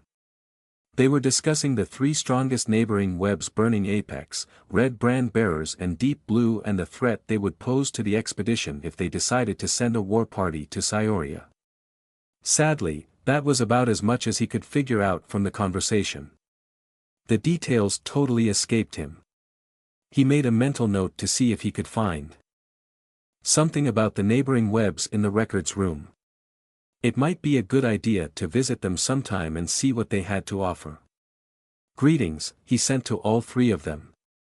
"Am I interrupting something important?" "We're just killing time," Voice of Peace answered for them. She was the teacher that was supposed to help him learn how to interpret Uranian senses, thoughts and memories. She'd decided on her own initiative that this included teaching him the Uranian language, claiming he would never be really capable of making sense of the Uranian mind without being fluent in it. She was also the most enthusiastic of his three teachers, often willing to work with him beyond their officially allotted time or go beyond the strict boundaries of what she was assigned to help him with. "Are you here for your daily lesson?" "Yes," he confirmed. "I know I'm a little early, but the project to open up the magic research room was a bit of a disaster." "We've heard," said the Urania known simply as Hammerer, a rather apt name, considering the Urania in question specialized in telepathic combat and favored powerful, unrelenting assault. Circle of Fortune was always the reckless sort. "At least you made sure nobody died. I must admit I didn't expect much from you when I heard you were supposed to guard us, but it seems you are actually useful from time to time." "Hammerer," Voice of Peace protested. "I just say it how it is," Hammer responded, not in the least bit contrite. "Let's not bicker in front of our student. It sets a bad example," said Memory of Sublime Glories, the last of his three teachers. Zorian got the notion that she resented him somewhat and considered the job of teaching a lowly human to be beneath her. Or maybe teaching in general, he wasn't really sure. Either way, she was too professional to let that get in the way of her job, so he had no cause to complain. "Are we following the same program we did the last time?" "I don't see why not," Zorian said. "In that case, we will continue where we left off yesterday. As an aside, I will not be able to help you further unless you acquire someone to serve as a practice subject for our next session. You indicated this would not be a problem. No, Zorian stated. It won't be. It should be trivial to ambush one of the cultists and drag him down here for interrogation and memory magic practice. The only thing he was unsure of was whether to go for a low-ranking member who probably didn't know anything but whose disappearance would go largely unnoticed, or if he should aim higher. He would have to think about it some more. Before we start though, I'd like your opinion about something, Zorian said. Oh. What about? Memory of Sublime Glories asked. Is this about that massive memory packet lodged inside your mind, perhaps? Ugh. This was a problem with learning memory manipulation from the Urania. He had no choice but to let memory of Sublime Glories inside his head somewhat. He was pretty sure he would detect any serious breach of trust on her part, but it was hard to prevent her from taking a sneak peek at his thoughts every now and then. I thought you said you'd refrain from doing that, he asked her, annoyed. I barely looked, she protested. An Uranian memory packet inside a human mind, especially one of that size, is just very noticeable. Besides, you were just thinking about letting me examine it in more detail, so why are you complaining about that? I'm about to get a much closer look at it anyway. Zorian sighed in defeat. He hated it when the Urania responded to his thoughts before he actually put them into words. It was just rude. Still, she was essentially correct. He needed her to take a look at the Matriarch's memory packet and tell him what she saw, because to his own amateur mental senses it seemed to be degrading already. If that was true, then he needed to know how much time he had. After a bit more back and forth, he reluctantly opened his mind to her and agreed to let her take a closer look at his mind so she could figure out what was happening with the memory packet. Thankfully, she seemed to behave herself, so the explosives around his neck remained inert and undetonated. Eventually she withdrew from his mind and gave him the verdict. I'm afraid you're correct, she said. The boundaries of the memory packet have indeed begun to fall apart. His heart sank. That was precisely what he was afraid of. He wasn't ready. If he opened the package now, he doubted he would get anything out of it. But if he waited? How long do I have? He asked. Hard to say. I've never seen a memory packet that big, so it's hard to judge how the decay will progress. It can stay stable for another 3 months, I think. Maybe 4. If you really want to be certain, though, you'll have to open it within the next 2 months. Isn't there anything that can be done to stop, or at least slow the decay? Zorian asked desperately. Repairing memory packets is fairly easy if you're the one who made them, Memory of Sublime Glory said. Far less so if somebody else did. I don't think I could repair something that elaborate, and you would never trust me to tinker that deeply with your mind, anyway. I will teach you the basics of the skill, if you wish, but to get good enough to repair that thing you will have to secure a better teacher. Any idea where I could find one? Zorian asked. The luminous advocates probably have what you need, she said. I heard they can be hard to deal with, though. They drive a hard bargain. Ugh, those guys. Well, desperate times called for desperate measures. If nothing else, getting enough money to pay for their outrageous prices should be fairly trivial at this point. In that case, I'd like to postpone our current lesson plan for a bit and concentrate on memory packets and how to repair them, he told her. Of course, she agreed easily. Here is what you do. He returned home later in the evening, tired and depressed. He had hoped to do some more work after his visit to the filigree sages, but between the failure to secure the contents of the magic research room intact and the confirmation that the Matriarch's memory packet had begun to unravel, he didn't feel like doing anything. His friend? Her. Taven, he guessed. Amaya nodded. That was a lot earlier than he had expected to hear from her. This could be either very good or very bad. I'll go see what she wants. You know, the last time your friend visited you, she left the house looking like she had been crying, Amaya said casually. Is there a reason why you're pronouncing friend like that? Zorian asked her suspiciously. You're not breaking young girls' hearts, are you, Mr. Kaczynski? Ugh. There is nothing like that between me and Taven, okay?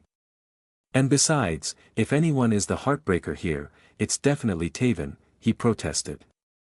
She gave him a curious look. I'd prefer not to talk about it, he said, shaking his head. So does this mean you believe me? He asked her hopefully.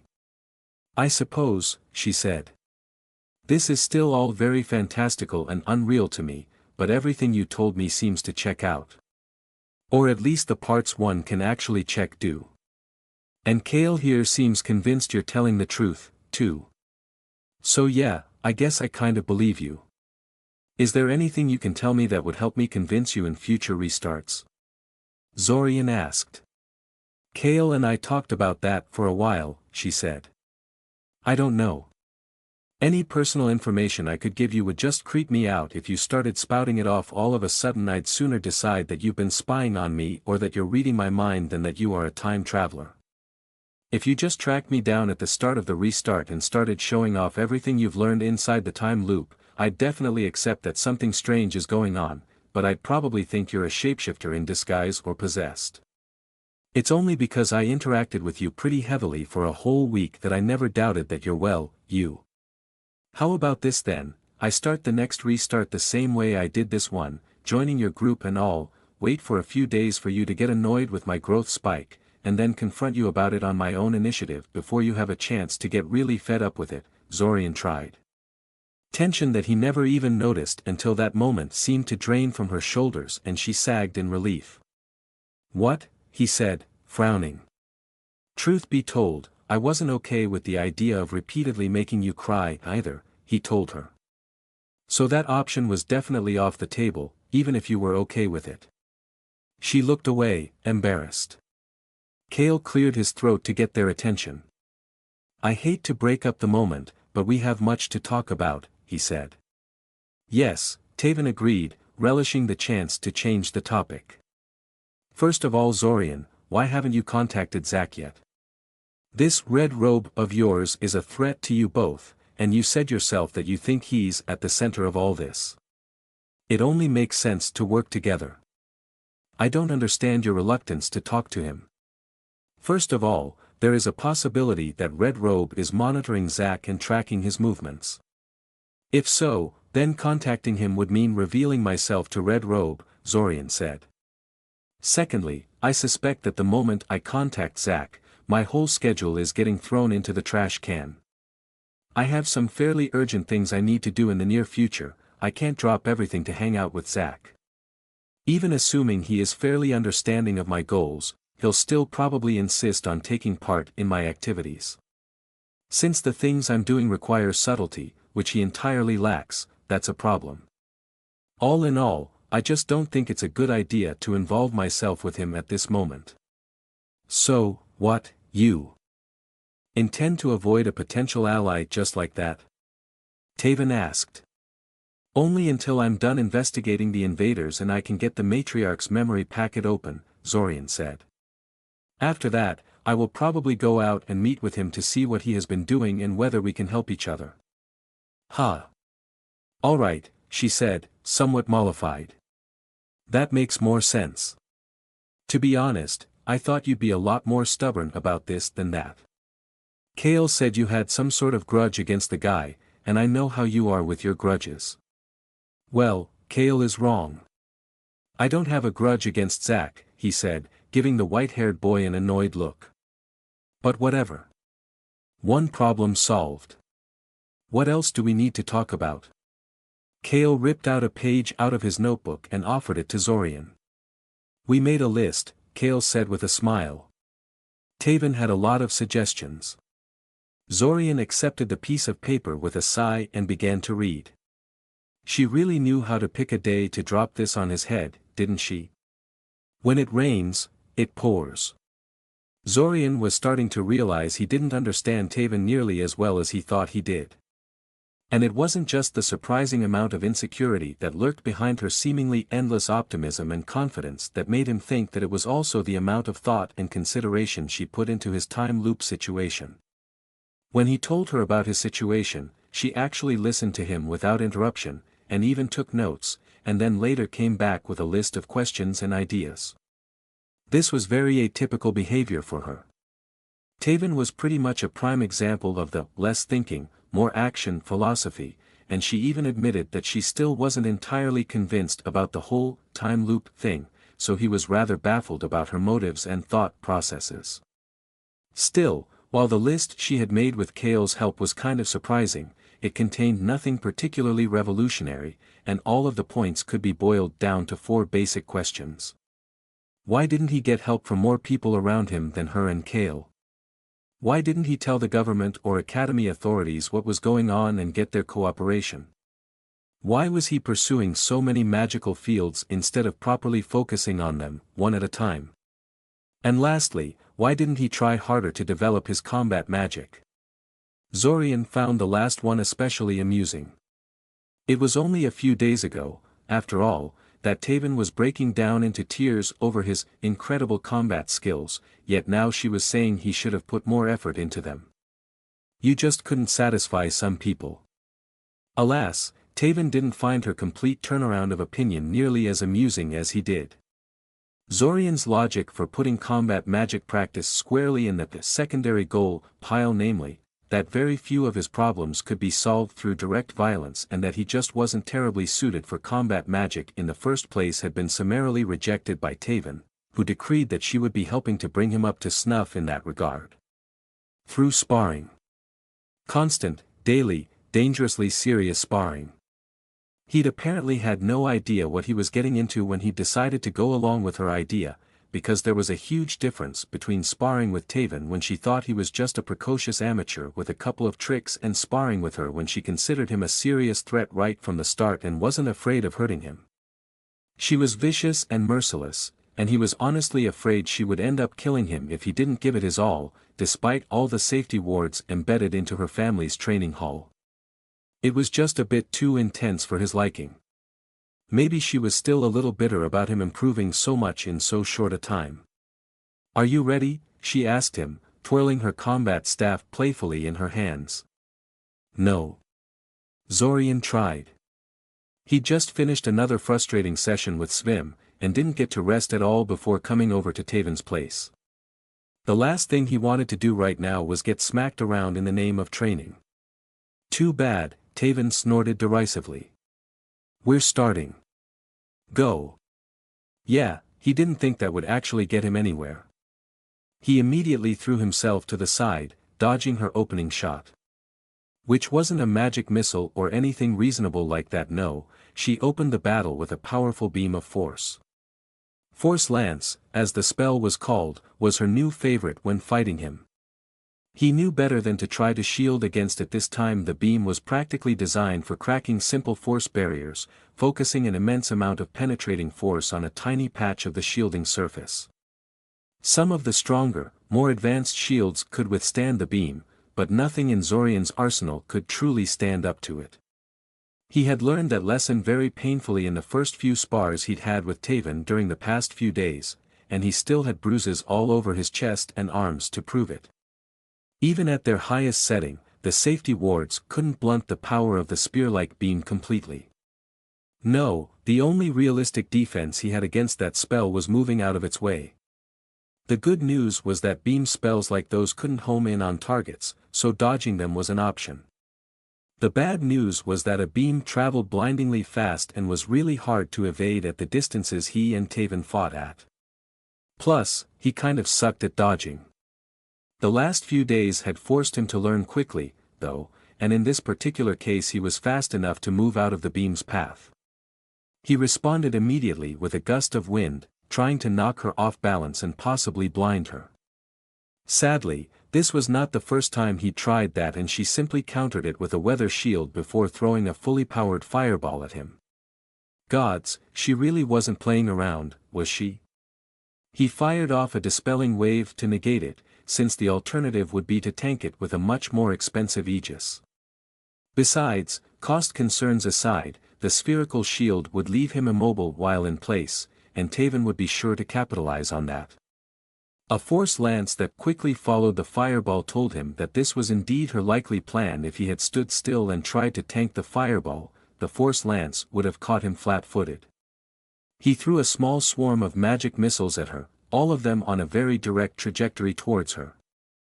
They were just bait, really, intended to take advantage of a certain predictable maneuver Taven liked to do, where she countered such attacks by firing a massive battering ram of force that not only swept the attack aside, but also acted as a counter-attack at the same time.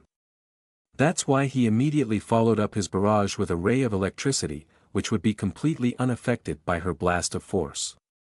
He guessed her response well this time. She had tried to respond with a force battering ram, but then caught onto his plan halfway through and dodged the beam he'd sent at her. As for himself, he used the disturbance in her attack rhythm to initiate a short-distance teleport, transporting himself behind her back. She noticed him. Of course she was probably using that mana-sensing trick she'd taught him so long ago, but she could do little else but raise a hasty aegis to shield herself against the blast of force he'd sent at her. He followed this up with a force lance, intending to give her a taste of her own medicine, but she expertly dodged that and sent an 8-missile swarm at him, forcing him to fire another dispelling wave to deal with them. He kind of wondered why she still kept bunching up her projectile swarms together like that when she already knew that allowed him to take them all out with a single counterspell. Maybe she couldn't. He knew he had better shaping skills than her, so maybe that kind of fine control over one's projectiles was beyond her. He teleported again to evade another battering ram of force and then sent his own missile swarm at her, each missile following its own exotic trajectory to make them hard to track and take out. The battle raged like that for another couple of minutes, before Zorian was forced to concede defeat due to running out of mana. It was a good fight in his opinion, if nothing else because he didn't get any new bruises this time around. Taven complained, of course, lecturing him about pacing himself better, but the simple truth was that she was driving him way too hard for him to be conservative with his mana use. He would rather be too frivolous with his mana use and lose due to exhausting himself than end up on the receiving end of an offensive spell again. You know, running out of mana like that in a real battle basically means you die, Taven said. And getting speared through the lung by a force lance doesn't. Zorian countered. She stared at him. Okay, yeah, you got me there. She walked over to a nearby bench and motioned him to sit beside her. Have you thought about that list Kale gave you? She asked. Of course he had. He even discussed with her some of the points she'd brought up over the past few days, although he suspected she didn't like his answers all that much. Interpreting her question as a demand for a more long-winded, comprehensive explanation, he started telling her about the reasoning behind his decisions. His reasons for not getting help from more people, and especially official authorities of any sort, were simple to explain. The more people he told about the time loop, the greater the chance that they would let something slip to the wrong person and lead Red Robe back to him. Unless they had something he really needed, and which he simply couldn't get by any other way, it was best to keep them ignorant of the time loop. Truthfully, even telling Taven was probably a pointless risk. He told her about the time loop for the same reason he kept taking Curiel with him to Scioria. Despite his little sister being nothing but a huge liability and time sink, he wanted someone familiar to talk and confide to. He kept his mouth shut about that last detail in his explanation to Taven, though he doubted she would appreciate hearing that. Instead he focused on the fact that virtually no one would be willing to believe him about being a time traveler, and that convincing them would probably take weeks and could easily cause quite a stir. This was especially true in regards to her ideas about contacting the city government or academy authorities. Zack had already tried to notify them about the time loop and had never been taken seriously. There was no reason to think Zorian would be any more successful at it than Zack was. Didn't you say Zack is kind of an idiot? Taven asked curiously. Sort of, said Zorian. But in this case, I think he's far more suited to the task than I am. There is no way I'd ever be as trustworthy to authority figures as Zack. Ah, yes, the natural mind magic thing, Taven said. Well, that too, but I was actually thinking about how I'd probably never be as forthright and honest about things as Zack probably was, he admitted. I'd hide things and people would notice and be wary of me as a result. Taven gave him a long, searching look. You're not even telling me everything, are you? I'm telling you most things, he said. Everything I think is relevant. She stayed silent and gave him an annoyed look. Anyway, he said quickly, looking to change the subject, even ignoring that, contacting Scioria's authorities is a particularly bad idea because there is obviously someone high in the administration that is cooperating with the invaders. I'm almost certain by now that whoever is leading the cult of the World Dragon also has a high position in the city government. It would explain why the members of the cult keep getting lucrative contracts from the city and exemptions from all sorts of normal regulations, and it would make sense for obeisance to also have someone in their pocket. I keep forgetting that part, Taven admitted. Which is pretty bizarre, now that I think about it. Finding out that some crazy cult has thoroughly infiltrated our city government is honestly one of the scariest parts of your story, but the part where I'll apparently get erased out of existence at the end of this month sort of drowns out everything else. Ouch. She was still fixated on that. He did his best to move the conversation along, tackling her concerns about spreading himself thin next. Her complaints that it would be better for him if he picked one or two things to really focus on held merit. Unfortunately, there was a reason why he was not doing that. He kept encountering various emergencies during his time in the time loop, which forced him to often drop topics or push them into the background to accommodate the newest priority that just sprung up on him. The second issue basically amounted to personal weakness. He could only focus on something for so long before he got thoroughly sick of it and had to do something else. Since he aimed to be a generalist mage anyway, he didn't think of this as some huge issue he had to work on, but he understood why a tightly focused spellcaster like Taven would be annoyed with him for that. As for not trying harder at combat magic, well, we already discussed that topic enough, I think. You already know my opinion on the matter, he told her. Yet you keep coming to these spars anyway, she noted. I know I was kind of pushy about it, but it's not like I can really make you come if you decided to put your foot down. Well, I do want to get better at it, he shrugged. No reason to refuse free practice. I just wish you would tone it down a little. Oh, come on. What are you afraid of? Taven scoffed. Aren't you a big, bad time traveler that can't really die? Treating death as a nuisance could easily become a habit that would kill me for real once I'm out of the time loop. Unless there is a pressing need for it or some downright amazing opportunity, I'd like to avoid dying too much, Zorian said.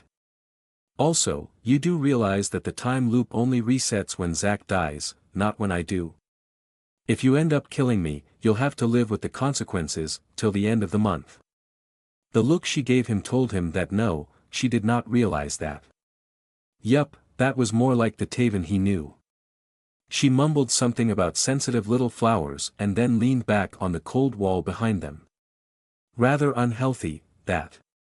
You know, you don't have to rely on me to help you with combat magic, she said. There are quite a few combat magic instructors in Scioria. With the amount of money you have at your disposal and the ability to keep spending it over and over again, you could get instruction from all of them. Combat magic may not be a priority for you, but keep that in mind. This is a killer opportunity, and you will never get anything like it outside of your time loop. Zorian frowned. What do you mean? A lot of mages simply won't teach you if they know you've been taught by their rival or competitor, she told him. As in, they'll refuse out of principle. There is quite a bit of difference in teaching your personal tricks to some young mage who is just starting out and teaching them to this extremely talented guy who has absorbed the teachings of several veteran mages. Hell, some mages won't want to have anything to do with you if you seem too competent, period. They don't want to create a competitor that will overshadow them and steal lucrative opportunities from them in the future. No offense Taven, but Daimen never had any trouble securing powerful teachers, Zorian said. If anything, the number of people who wanted to mentor him increased as his talent became known to people. I don't doubt it, she said. But I guarantee that some doors also became closed to him at the same time. For you, that doesn't have to be the case. Not only will prospective teachers never know who else taught you in the past or how good you really are, you can also do things like sign apprenticeship contracts without them really binding you to anything. Hell, you could accept some really shitty deals if it meant getting some of the really deep secrets people have. Just think about it, okay? I am thinking about it. I've been thinking about that sort of thing since the start of the time loop. It's just that more pressing issues keep cropping up and eating into my time, he said. I'm surprised you're bringing that up, though. Doesn't that bother you? I mean, we're basically talking about weaseling out the secrets that these people have spent their life gathering without compensating them in any way. Well, yes, she said. But realistically speaking, I'd do it in a heartbeat if I was in your place.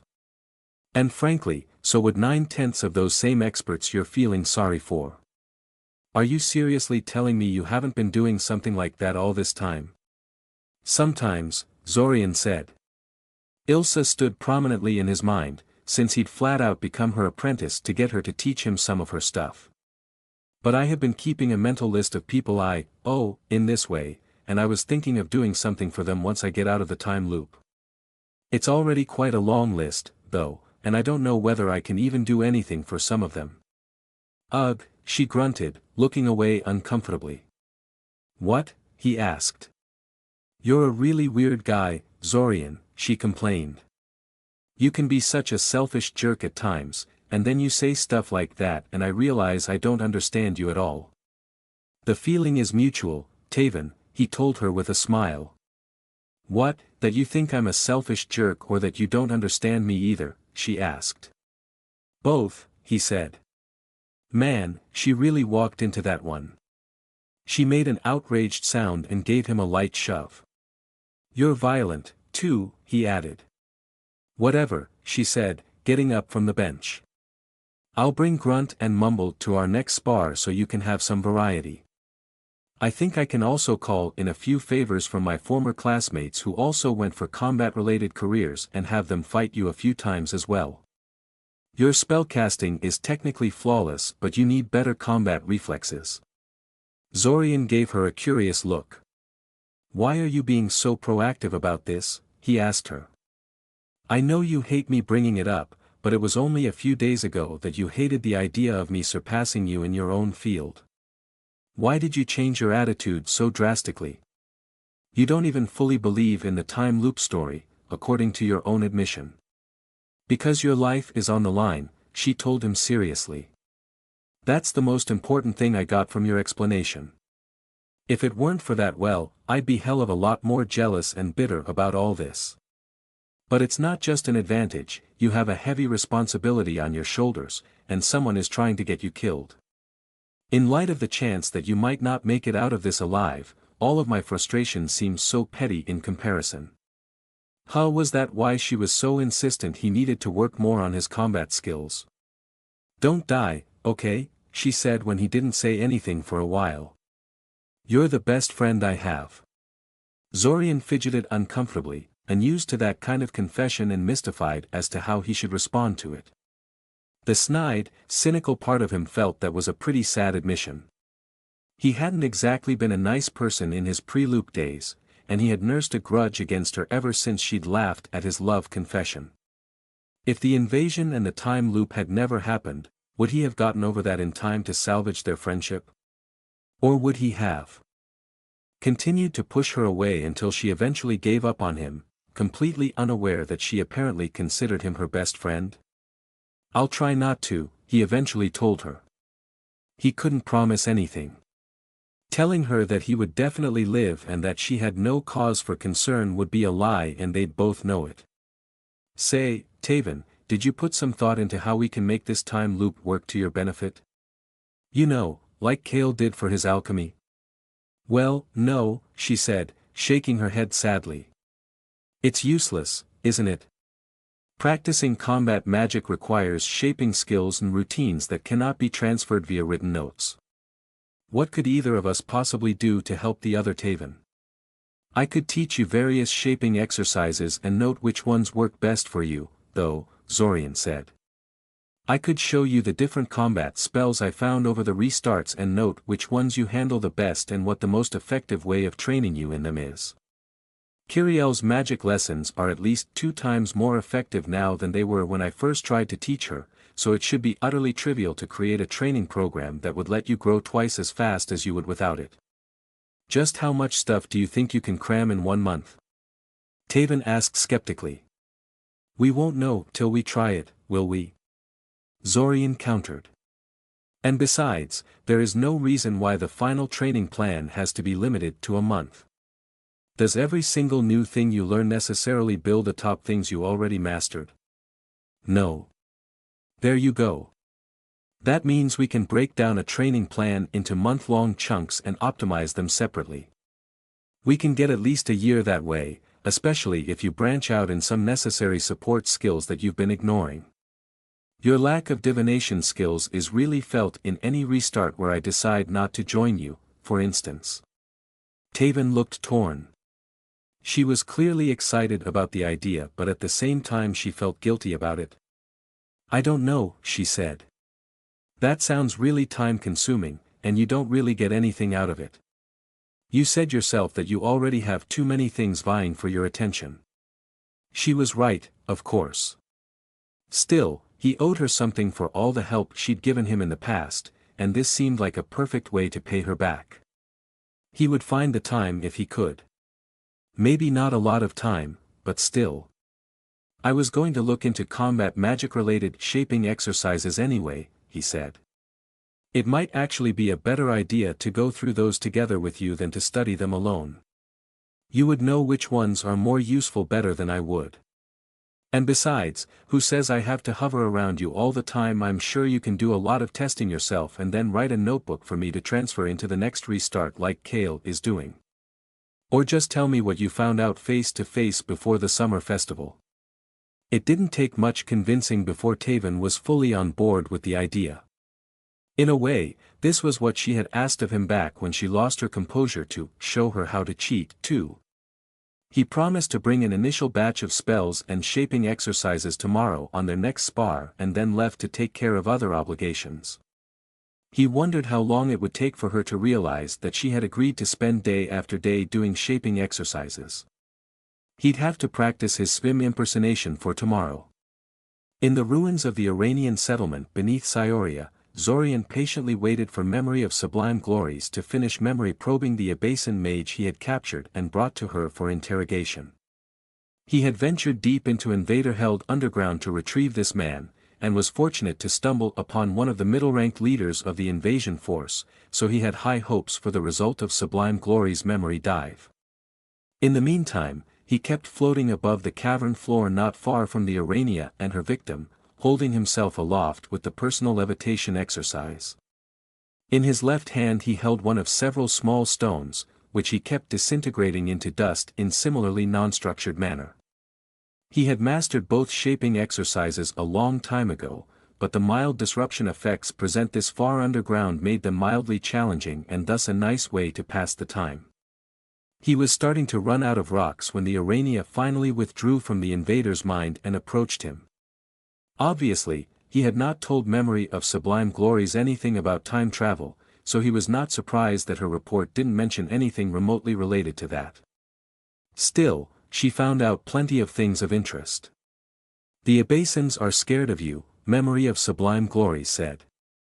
Well, not you personally, but the human nations on this continent are a source of constant worry for them. The technological revolution you are undergoing has not taken root on their island, and they fear they will gradually become powerless and irrelevant as time goes by.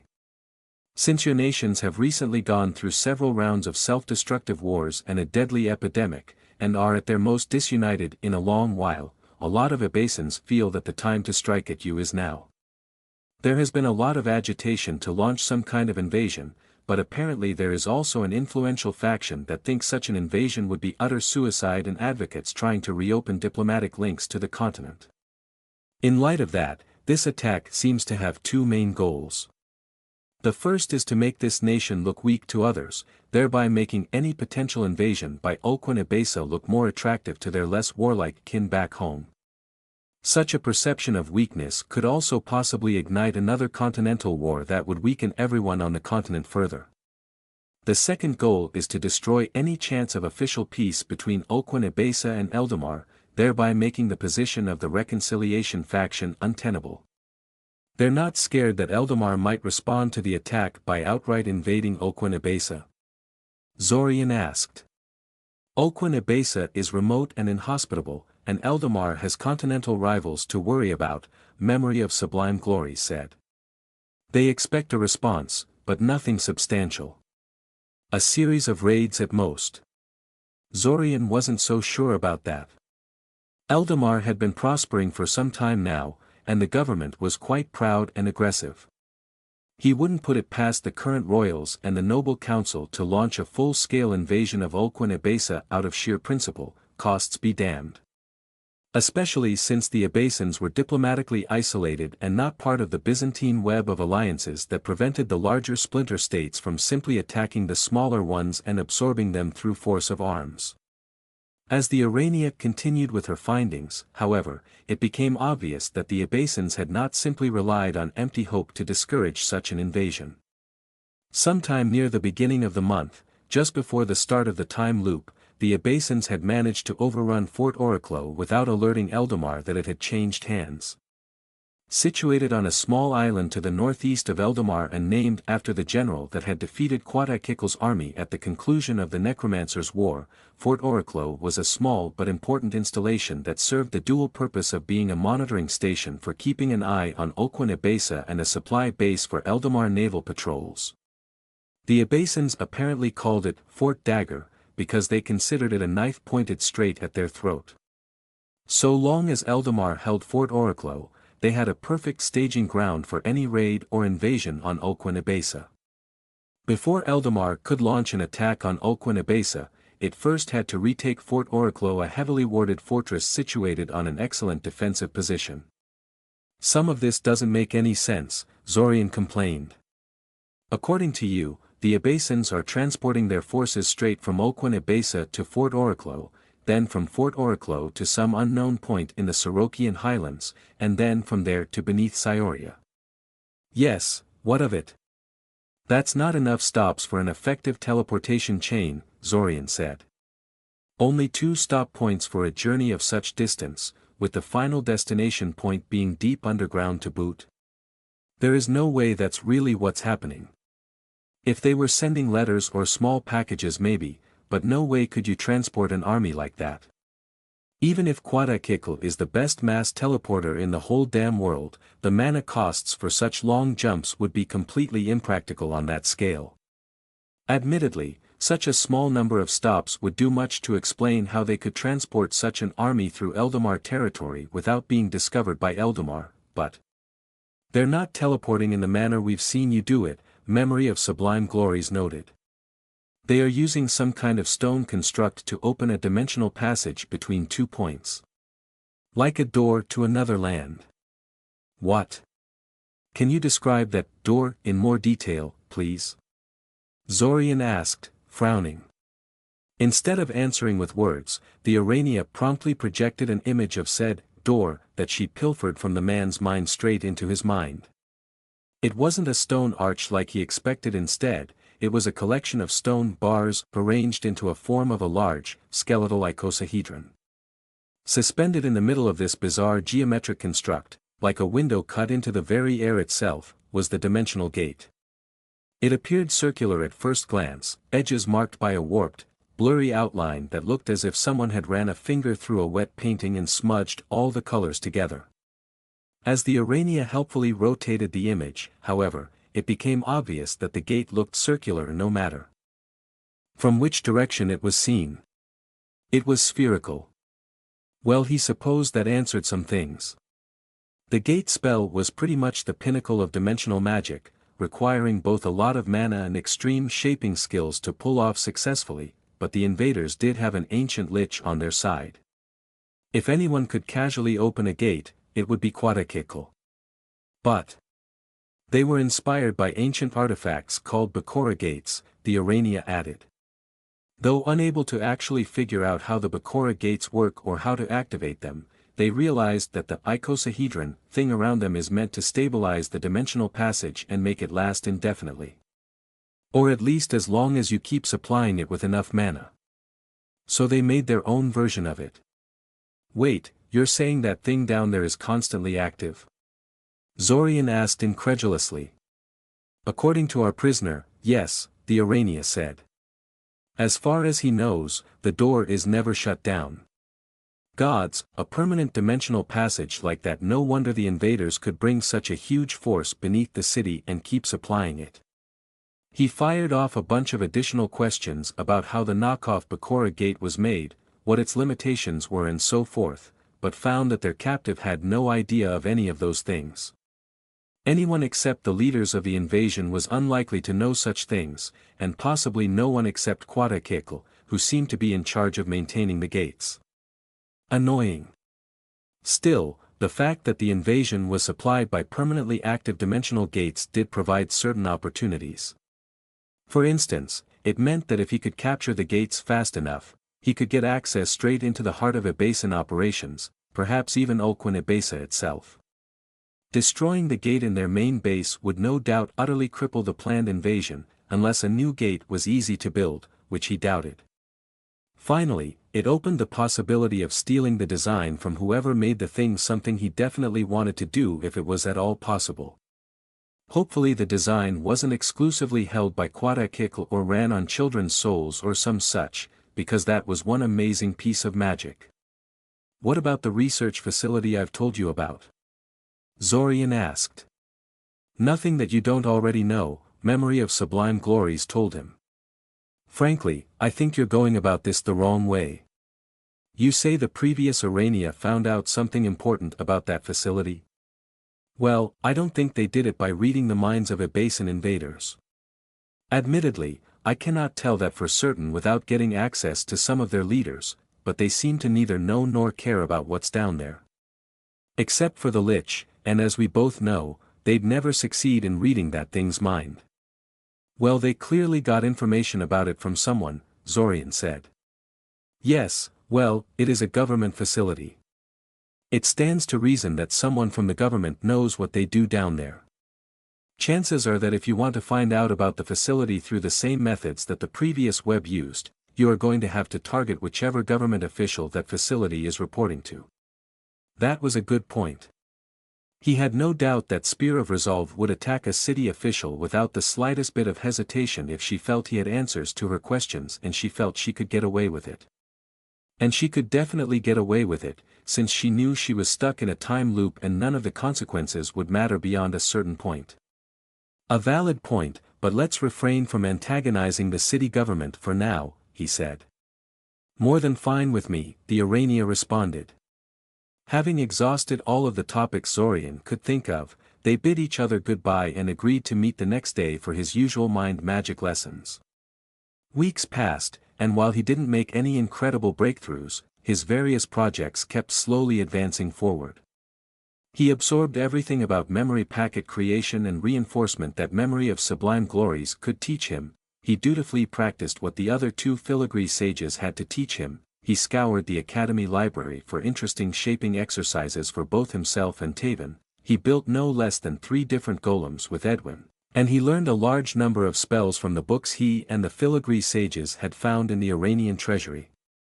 The most interesting of these new spells were a couple of highly illegal teleport variations that could punch through weaker teleport wards. If he could master those, he would get a major mobility boost within the city. Admittedly, it was possible that the city authorities could detect when someone was bypassing the city's teleport redirect in that fashion, but even if they could indeed do that, that would still make those spells incredibly useful during the actual invasion, when they'd be far too busy with other things to deal with him. Oh, and he also met with Rainey a couple of times. He was given a lot of information about the current political climate among shifter tribes and their history, which was kind of interesting but probably not really important for anything. The meetings were a nice distraction, though, so he didn't care that he wasn't really learning anything. So there is something I'm kind of curious about when it comes to shifter magic, Zorian said. I apologize in advance if I'm asking you to reveal some kind of tribal secret, but what exactly is the big advantage of being a shifter as opposed to just using a potion or a ritual to assume an animal form? I know that shifters can eschew material components that are otherwise needed to make a transformation shell, and that you can do a partial transformation to access the senses and other traits from your alternate forms, but that seems a little underwhelming, all things considered. Well, you have to remember that shifters originate from a different time, when other methods of transformation were far less developed and common than they are now, Rainey said. But there are some things you're missing. The shifter transformation is much faster and safer than anything you can cook up with your alchemy skills, and you automatically get instincts to go along with your new form. A normal mage that transforms into an animal will have big problems moving in their new body and even interpreting the animal's senses if they're too different from what humans are used to. A shifter can innately understand how their alternate form works, so it doesn't take much for bird shifters to learn how to fly as easily as birds, or for wolf shifters to actually understand what their enhanced noses are telling them. Ah, said Zorian in understanding, remembering how badly he flew while transformed into an eagle, even after spending several sessions practicing his flight. Yeah, that does sound like a major improvement over a transformation potion. There is also a stealth factor to consider, as your cat shifter friends can attest, Rainey continued. It's much easier to use transformation magics covertly when you can transform at will, whenever you want, to what extent you want, with no strange movements and material aids required. And since we're on the topic of your feline friends, let me ask you something that I've been kind of curious about. Did you know all this stuff about shifters before you met the cat shifters, or did you only research the topic because you started hanging out with them? I'd known about shifters for a while by the time I met them, Zorian said. It was true, in a way. I was searching for help with something and came to Vani for advice. He actually advised me to seek you out. Me? She asked incredulously. She frowned. Or do you mean shifters in general? Both. But he recommended you by name, Zorian said. Oh, she leaned forward in her seat, curious. And what exactly could I help you with? It doesn't matter, Zorian said, shaking his head. I've already gotten help elsewhere, and I've been told by others that you couldn't have helped me anyway. Oh come on, she huffed. That's just teasing. You can't just say something like that and then say it doesn't matter. Either you tell me or I send a letter to Vani, asking him what he sent you to me for. Ugh. He didn't think she was serious, but if she was, that could easily lead to awkward questions about why Vani doesn't remember ever talking to Zorian in the past. He really had to learn how to watch his tongue better, he was becoming as bad as Zack. It's very personal, so I'd appreciate if you leave the matter alone, okay? Zorian sighed. The short story is that I had the misfortune to end up on the receiving end of a necromantic spell and had a piece of foreign soul spliced with my own. I wanted answers as to what exactly happened to me, and Vana suggested I approach your tribe for help. But since he had no idea how to actually find them, he named you as a possible contact. Ah, that's more serious than I thought, she said. I'm sorry I pried. Are you? I'm fine, said Zorian, waving her off. Don't worry about it. I found a nice priest that helped me learn how to sense and protect my soul, so there should be no further incidents like that. I see. That's good, she said. She stared to the side for a few seconds, considering something, before refocusing back on him. So did you at least get any good abilities out of the whole thing? I'm not sure, Zorian said evasively. I'm still not sure what exactly the newest addition to my soul is or what it does. Really? She frowned. But didn't you say you learned how to sense your soul? Yes, so why don't you just focus on the spliced part for a while and try to figure out what it is? That sounds important to know. I know you probably want to forget about whatever happened to you, but as a shifter I can tell you it's very unhealthy to ignore parts of your soul because they won't ignore you. Hold on, how would I sense a part of my soul? Zorian frowned. That wasn't a part of the lesson I received from the priest. Rainey opened her mouth to say something before quickly closing it. She stayed silent for a while, considering something. You know, she finally said, I'm not sure whether anyone other than shifters would even want to sense specific parts of their soul. No need, probably. Unless they intend to modify it somehow, and that's usually a bad idea. And also not something a priest would do, unless they're a very heretical priest. So your teacher probably didn't even know that it could be done. Oh, Zorian said lamely. Do you want me to teach you how to do it? Rainey asked. What? Asked Zorian. Really? Aren't shifters very secretive about their magic? No. Rainey said uncertainly. Not about stuff like this, anyway. This is simple stuff, every shifter learns how to do this as a child. They have to if they want to make use of their abilities properly. I can't see any harm in teaching you how to do it if you're willing, and I kind of feel like I owe you for all the help you've given me during the practice sessions you organized. Huh, something good came out of that time sink. This restart was just full of surprises. Well, I'm willing, he shrugged. Name the time and the place. He didn't have much hope that a technique designed to sense a part of your soul would give him anything particularly substantial about his soul marker, but it didn't hurt to try and see if it led to something. At the very least, Rainey implied it was a simple thing to learn, so it shouldn't become another thing vying for his time. As it turned out, the method for sensing parts of your soul turned out to be rather simple when someone actually pointed it out to you. Well, provided one had already gone through the trouble of developing a personal soul sense beforehand. The results he got when he used it to inspect his soul were better than he hoped.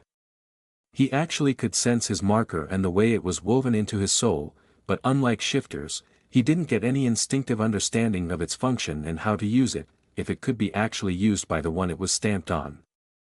Which made sense, considering it was not actually a part of his soul in the way a shifter's alternate form was. Rainey herself seemed unfazed by the partial failure and told him to keep trying for a while. It usually took months for shifters to fully map out the way different parts of their soul interacted with one another, and while she doubted his case made him as complex as a shifter, she felt it was too early to give up after a single day or two. Fair enough. He supposed he could set aside an hour or two every weekend and see if it led anywhere. In the meantime, the day of the summer festival approached and Zorian became consumed with preparations for the end of the restart. This time, he had something a bit more ambitious he wanted to try out. He was going to try and infiltrate the Abasin main base during the invasion and pass through the dimensional gate to see where it led. And then, hopefully, find someone new and more interesting to interrogate on the other side.